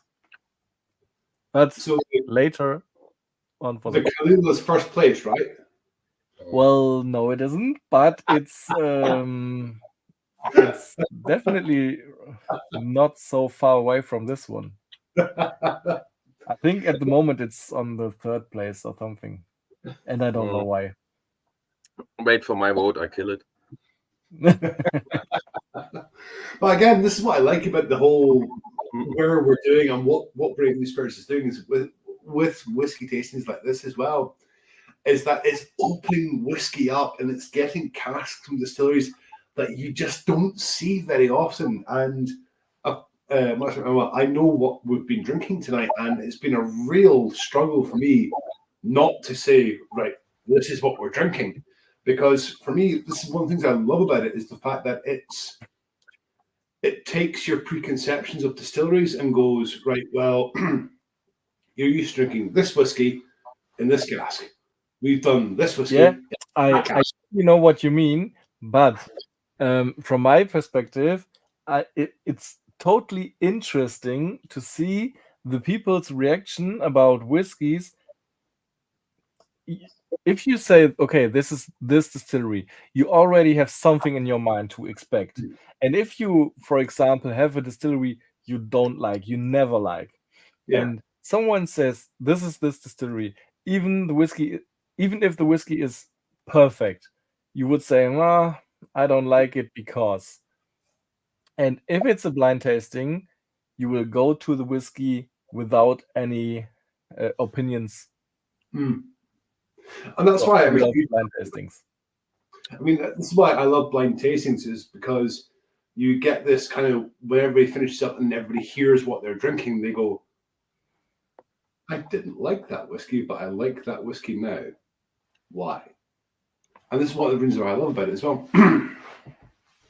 Well, I think there are some whiskeys which won't fit in blind tastings. For example, if you have like a 30-year-old bourbon cask matured whiskey, in some blind or in most blind tastings, this will go under, because next to a sherry cask or next to a peated whiskey, this one can't compare. But On its own, it's a perfect dram. Mm. But for most of the whiskeys, the blind tasting is perfect to fit into, to see the people's reaction on it blind, without knowing the distillery, without knowing the facts, without knowing the cask type, the alcohol strength, and stuff like this. Yeah. Luffy Law loses. I'm not so sure about that. Not for me. Well, first rule on my channel is peat and port, and peat and red wine will always win. Second rule is Lafroig rules. Third rule is Legic even more rules.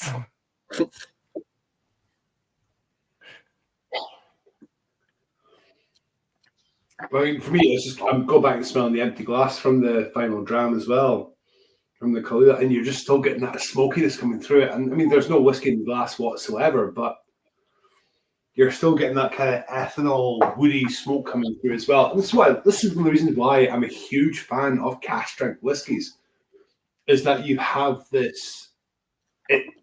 You can just play right. You can have fun with the whiskies at the end of the day. And that's what I think whiskey drinking is all about, is being able to have fun and to be able to sit there, much like the community here as well. And this is why I'm very thankful that I was allowed to come on and do the tasting with you guys, is that it's a chance to have fun and enjoy the whiskies at the end of the day. That's the key thing for me. So, 2 questions for the community. First of all, who hasn't voted yet? And second one, do we do an after show meeting today? So do we do an after show party today or don't? Because yesterday we only were 6 people, I think 6, and today we have less viewers so far. Maybe I don't know. Do you want to have an after show party or not?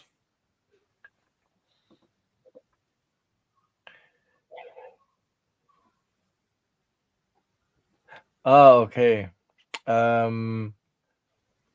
FAQ, the farmer says everyone likes the lore, the Lafroig lore, but in a blind tasting he loses always. No, Interesting.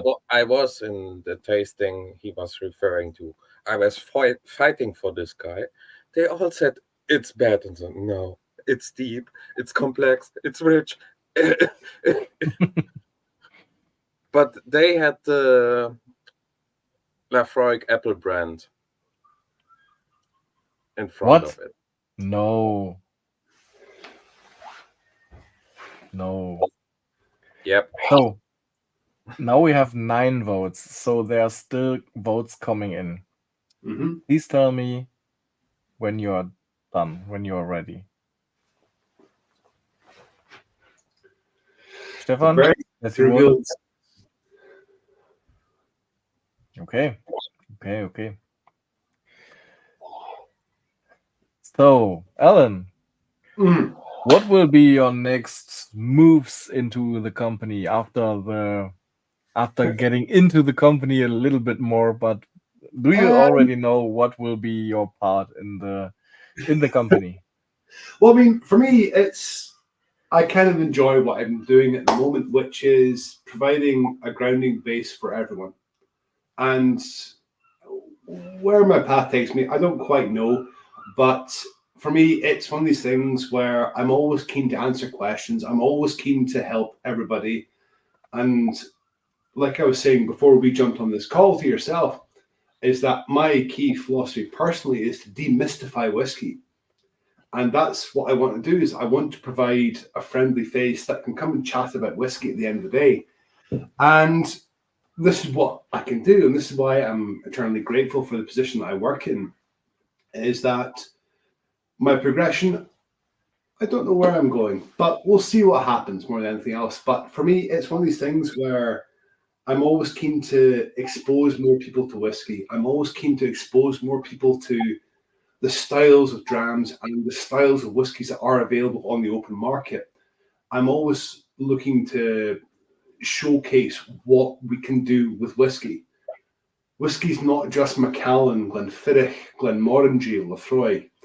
Whiskey is Brave New Heroes. It's all these different single cask bottlings. It's all these different things in the open market. And that's what's very important. And this is why I am, like I was saying last time, this is why I'm incredibly jealous of the German sector, is that you guys have so many independent bottlings. And this is what I love about the industry, is the fact that there's this huge proliferation of different casks coming on the market now. And this is why I like what I do. So as long as I'm paid to drink whiskey and talk about it and do the occasional office work, then I'm a happy man. Okay, so still 9 votes. So I think we can start to release the bottles. All right. So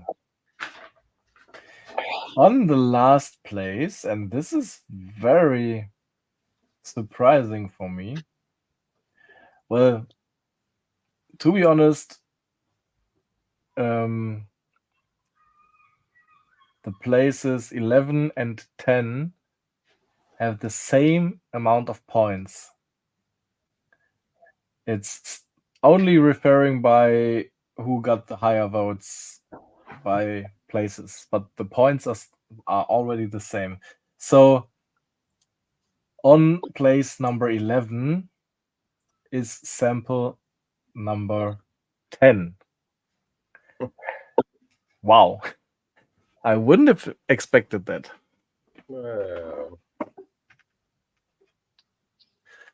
I really don't like the rubber for last place for me too. For me, not. But we have sample number 10 is the defender of the crown, Annandale, 8 years. Surprising for me. I expected more from it because I like Annandale.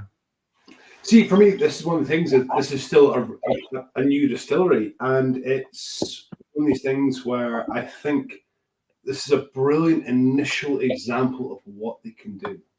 It's still relatively young as well. It's still punching in at 8 years old.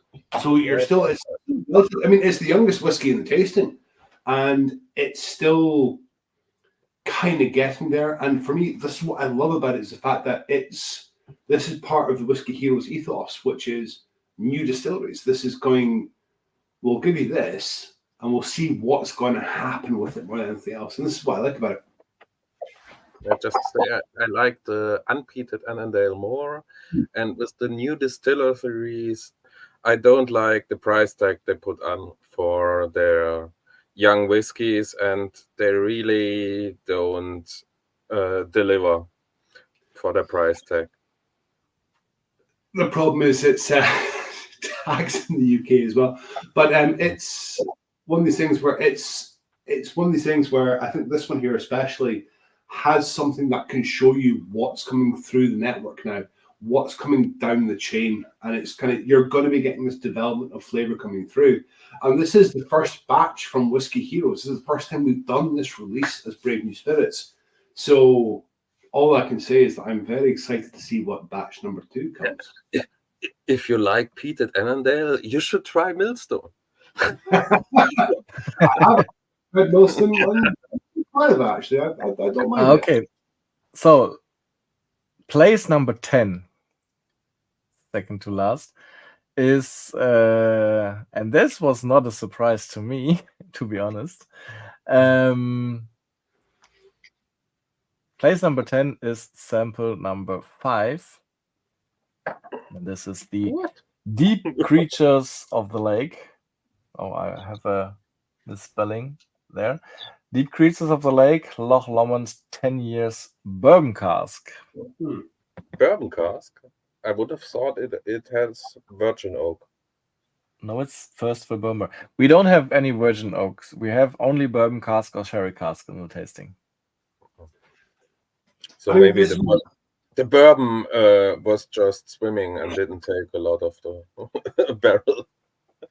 I mean, it's one of the reasons why I love the Loch Lomond distillery as well, is that you have all these different styles of distillates, all these different styles of makes. You have the Inchmuren, the Inchmoen, the Inchfad, the Rostu, all these different stills. And if you guys ever get a chance when you're over and you're invited to go and see the Loch Lomond distillery, I would highly recommend it. It's a brilliant wee place.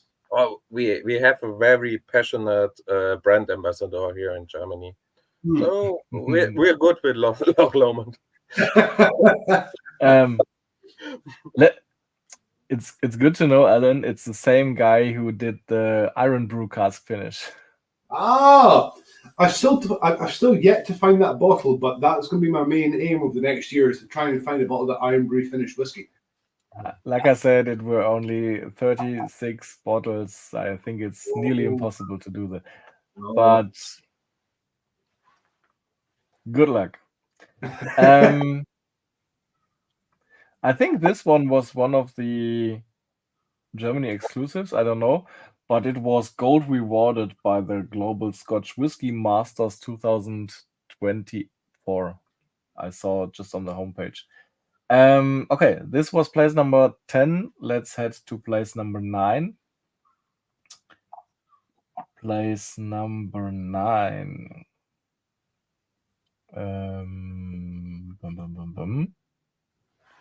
And I don't know why it is so deep, because for me it was the 3rd place.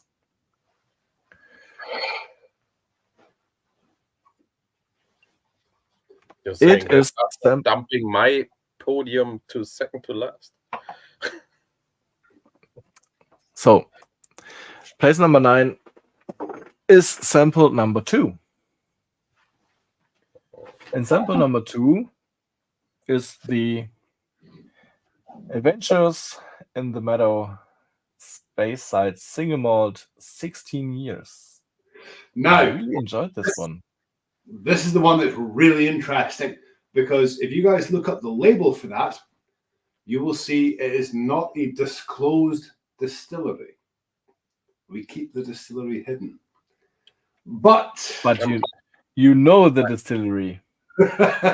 my problem with this was it's a little bit boring, and the wood is strong in it. Let Alan talk about the distillery. I think he will reveal some secrets.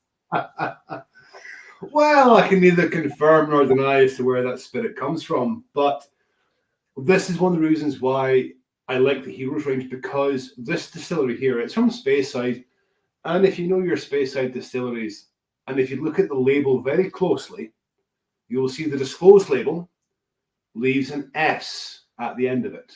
Now, there are very few distilleries in Speyside that finish off with the letter S. Macallan.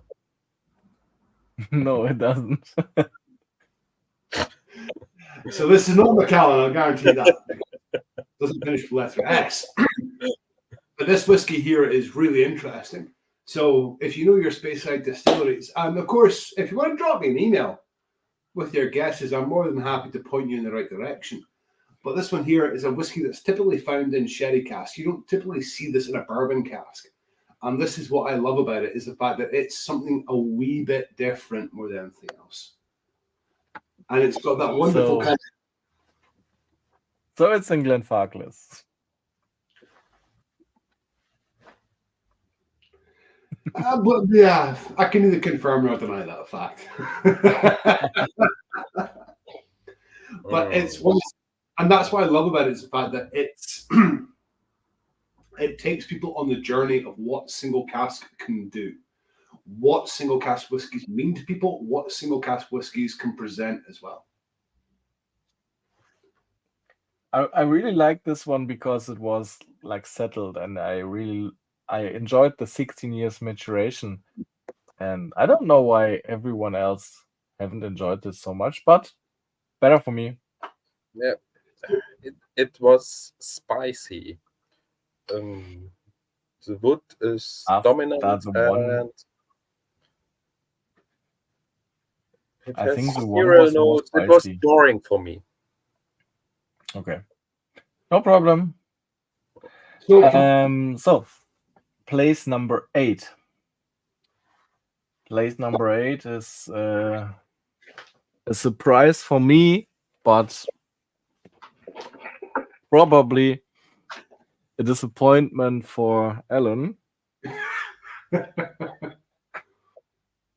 But to be honest, Alan, the distillery you like so much is a distillery which is I don't know how to say this. Our community, and I think it's not just our community, but our community doesn't like this distillery very much because of the quality of some of their spirits. Okay, let's come to the point. It's sample number 1. Sanctum of the Deer, Jura, 13 years. First fill Oloroso cask. Oloroso Sherry Barrique. To be honest, we all wondered, why is a Jura a Germany exclusive? To be honest, I was surprised it was not the last place. For me, I obviously have no say in picking the country exclusives, and for me, this one here, Jura's a very controversial whiskey because there's a lot of people that like it and a lot of people that don't like it, and you have this huge development in taste and growth as well. And I think for me, I love the label, I love the spirit. It's just what it does on the tongue as well. For me, it's a fantastic. Again, it shows you that there is no right or wrong whiskey. There is no right way and there is no wrong way. There is no best whiskey. There is no worst whiskey. There's just whiskey at the end of the day. Micha says, Jason, who is another German YouTuber for whiskey, says, we love to hate Jura.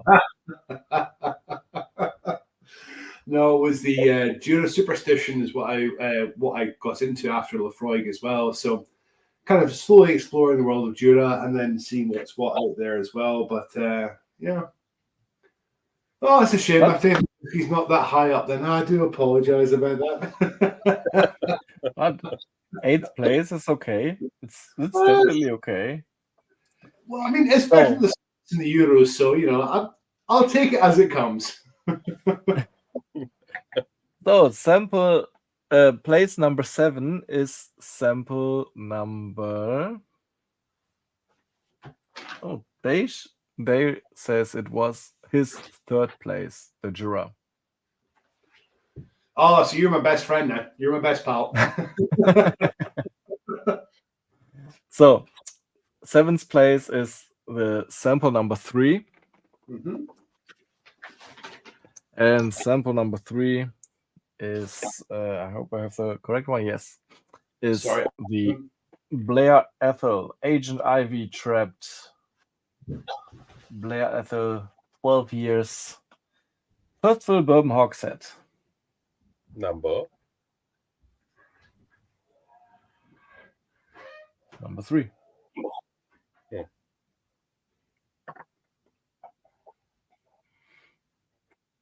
Haven't I said number 3? Number 3. Single cask. 257 bottles, 12 years of age. 55.1% of alcohol. I had that one higher up. Me too. For me, it was on the 4th place. Yep. We are always the same. Not always, but Not often. always, but often. So, Alan, Blair Ethel, 7th Yes. place. Well, that's what I like about Blair Ethel as well, is that they've only just started releasing their proprietary bottlings, and it was commonly used for a lot of Johnny Walker's blending stuff, and you never really saw Blair Ethel on the open market. And this is why I like this spirit. And this was actually from our first night. This was the sample that I finished. I've still kept the Jura aside, but the Blair Athol was the one that I could just keep going back to. So again, it shows you everybody's tastes are different and unique, and the Blair Athol for me is one of these things that kind of catches all the things more than anything else. It's unusual. It differs from the Flora and Fauna series. And again, I get the Ivy references. That's a resemblance of the distillery being covered in it. And again, Okay. So places number 6 and number 5 are very close to each other. But one is higher, one is lower. Place number 6 is sample number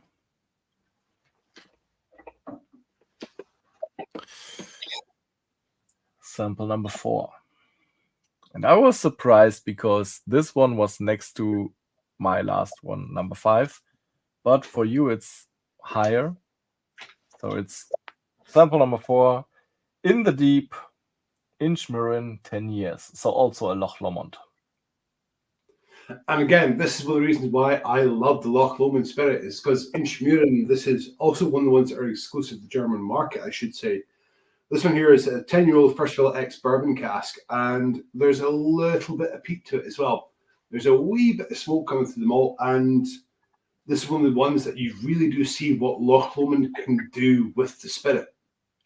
And this is one of the reasons why Loch Lomond is such a positive thing for us at Brave New Spirits, is that you have this access to different styles of spirit, different ways of looking at whiskey, and different ways of seeing how whiskey can grow on the palate. And Loch Lomond, for me, it's, if you ever get a chance, and again, like I said before, go visit Loch Lomond Distillery. It's a brilliant wee place because they have their own cooperage on site. They have their own stills. They have technically classed as illegal stills as well. They have the Lomond still operating on site, grandfathered in through the 1974 legislation. And you have this wonderful kind of almost attitude at Loch Lomond where if we can do it, we'll do it. If we can't do it, we'll tell you why we can't do it, kind of thing. And that very much mimics the Brave New Spirits kind of style, which is we want things to be able to grow out of them. We want the casks to really show what we can do. And the Inchmuren, for me, really lends itself to that very well. I had that one higher too. I'm a little disappointed that the Kalila is over both Loch Lomonds. Well, I had both Loch Lommonds on the last places, so even Kalila was better for me.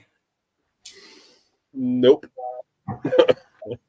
Oh, we'll make you a Kalila drinker. Yeah, don't you worry about it. We'll make you a Kalila drinker. Definitely not. Nope. Many have tried, many have failed. It only works if the cask really smashes the spirit. Yes. Then we like it. Yes. I mean, this is what I like about it, is the fact that the Loch Lomond spirit itself lends itself really well to cask maturations. It lends itself to barriques, it lends itself to hogsheads, lends itself to octaves as well. And this is what I like at the Brave New Spirits, is that we're doing stuff in octaves, we're doing things in barriques, butts, hogsheads. We're really seeing what the cask size can do to it. And this is what I love about it. So it's what makes it a little Willy Wonka land sometimes. I like Loch Lomond. They're very versatile. You can get everything from them. Oh yeah, no, definitely. Place number 5. Place number 5 is sample number 8. What? Yes, it is.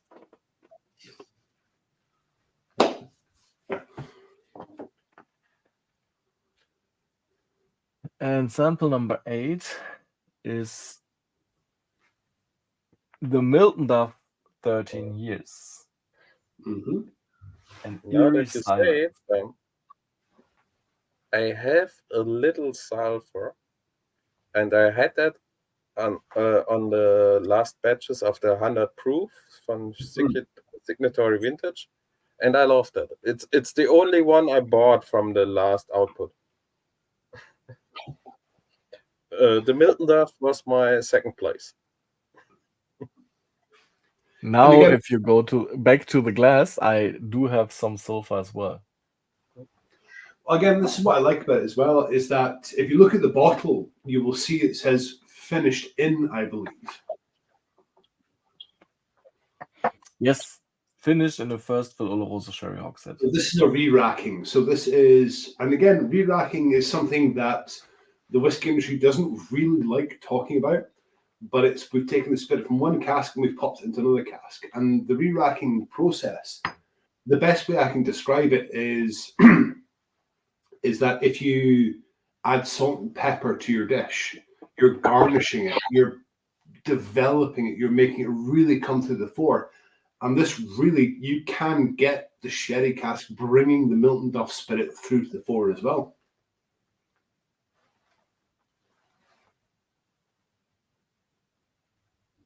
Sorry, I get excitable about re-rackings. I love how you can get different casks to do different things with different flavors. All good. Huge. So, I'm still astonished that place. so many people like the Kalila. Yeah, me too. But as always, the darkest or the smokiest wins. So maybe some people just said, okay, it's the smokiest. It will win. Oh, But on place number 4,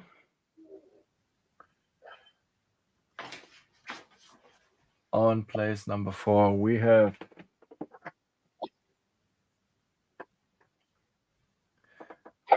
a very smoky Kalila, the hunting song. There it is, place number 4, not even on the stairs. What At is least. Häppchen in? Yeah, huh? Podium. Podium. Yes, not even on the podium. I mean, for me, what I like about it is the fact that Kalila is one of these spirits that lends itself very well across the board. You have this accessibility to it, but it also works with the casks very well. It works with wood extremely well. The new make spirit works very well. And you have this interaction with the and I know Kalila is not everybody's cup of tea, shall we say, but for me, this one here, you're not getting that harsh minerality. You're getting that sherry working with the smoke. You're getting that sweetness working with the smoke as well. And this is what I like about it, is that it reminds me of that kind of cured pork, kind of almost sort of cured meats and barbecue as well. So for me, it's one of my favorites. I have to say it ranks up there fairly highly as well. Alan, what's your take on in our community? It's like Kalila has this really extensive peanut note. Do you get that too, or?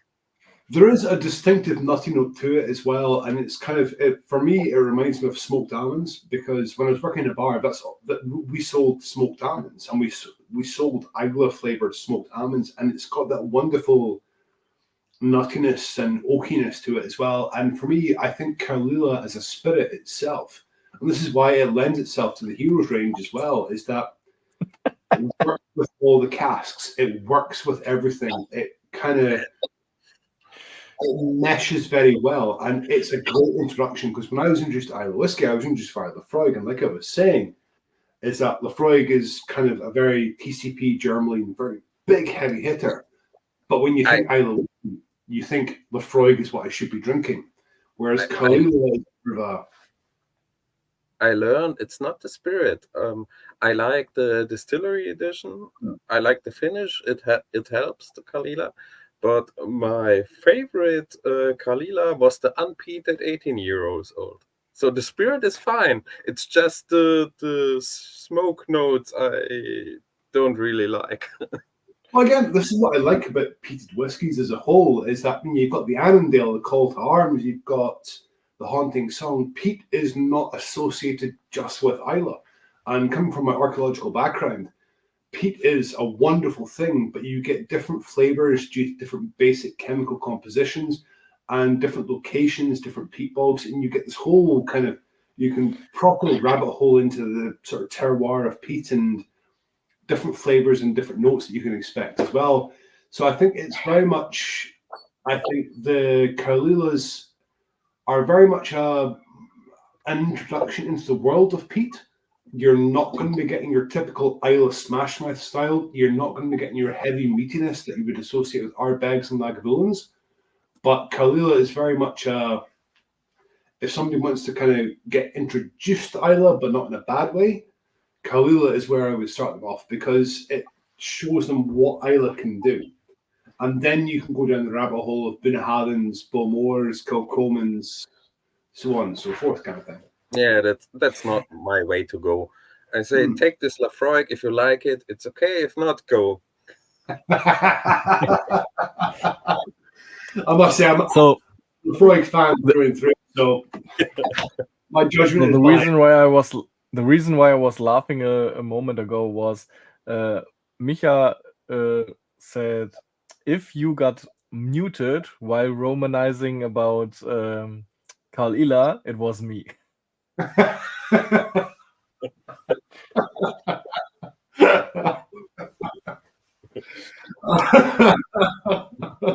We have to keep certain standards. I mean, this is what I like about it as well, is that it's Kalila for the independent bottling market and Brave New Spirits. It's a wonderful accessibility to it. There's a wonderful kind of, from a perspective of looking at accessibility for bottles, there's a great way of looking at it and going, right, there's this really nice smoky spirit that a lot of people know about, but again, we can do things with it. We can let the cask speak for itself. And, you know, you've got the Voodoo, the Noir, the Master series, where we start mucking around with different cask finishes, different cask maturations. And that's where we get some really cool stuff coming through as well. And there's no true ranking but the ones you falsify yourself. Exactly. Well, that's the thing. I mean, it's all about, at the end of the day, it's the way I refer to whiskey is you either call it talking juice or you call it fighting juice, because there's no two right way of looking at it. Yeah, somebody's going to argue with somebody about can it. argue and fight about taste. If someone says he doesn't like tomatoes, he doesn't like tomatoes. Exactly. So let's come to the podium.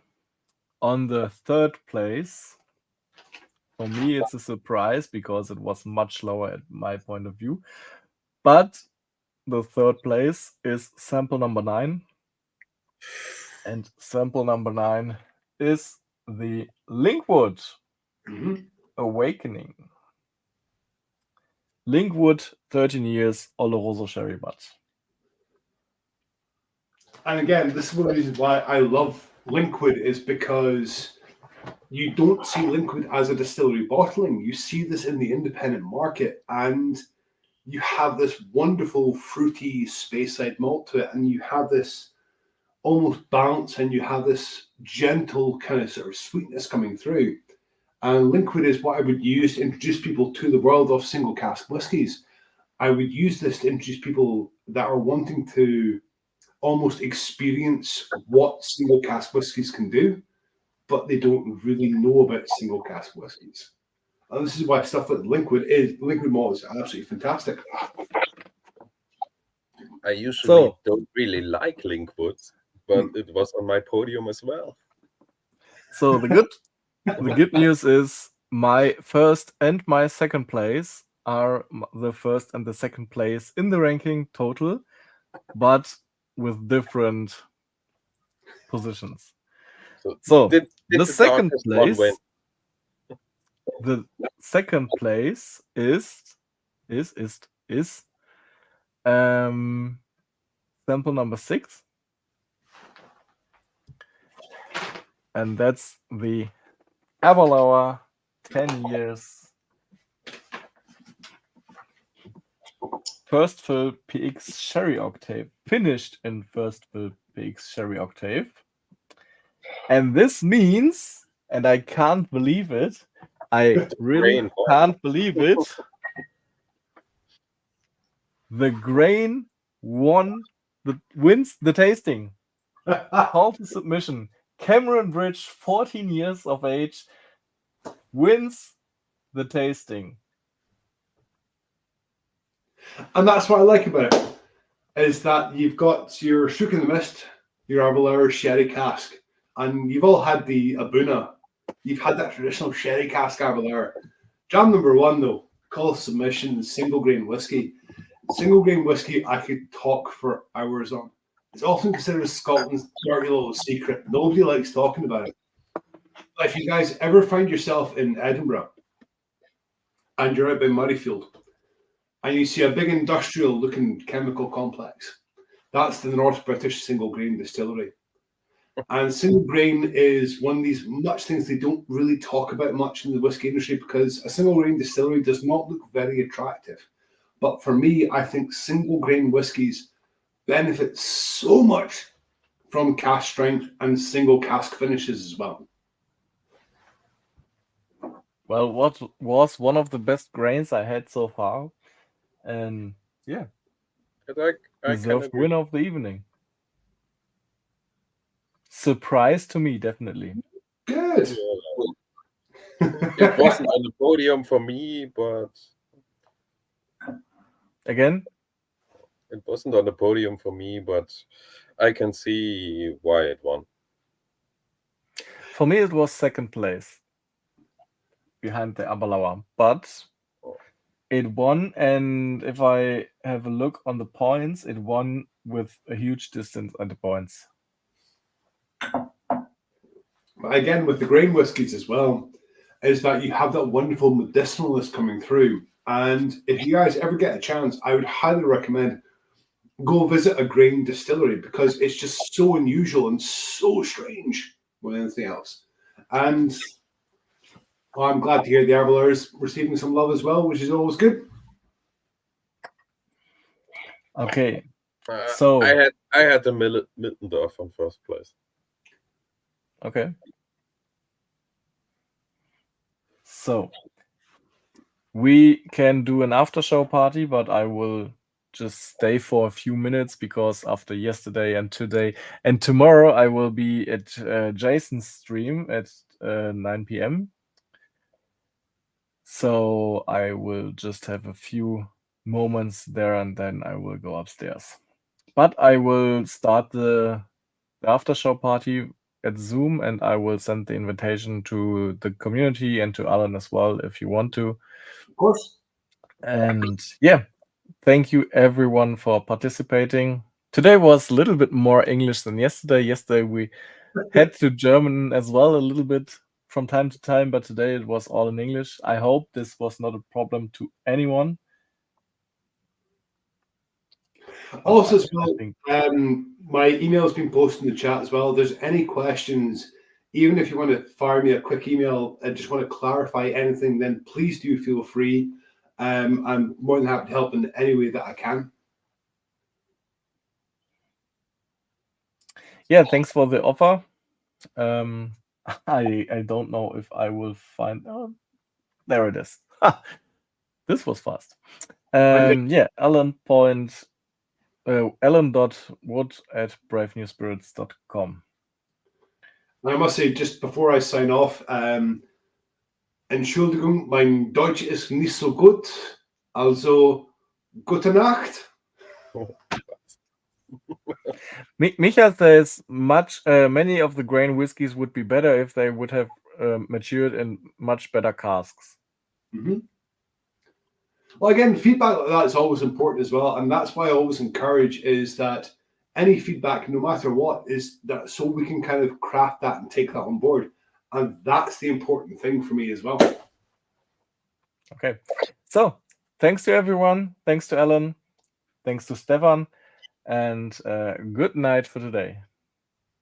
Take care, guys.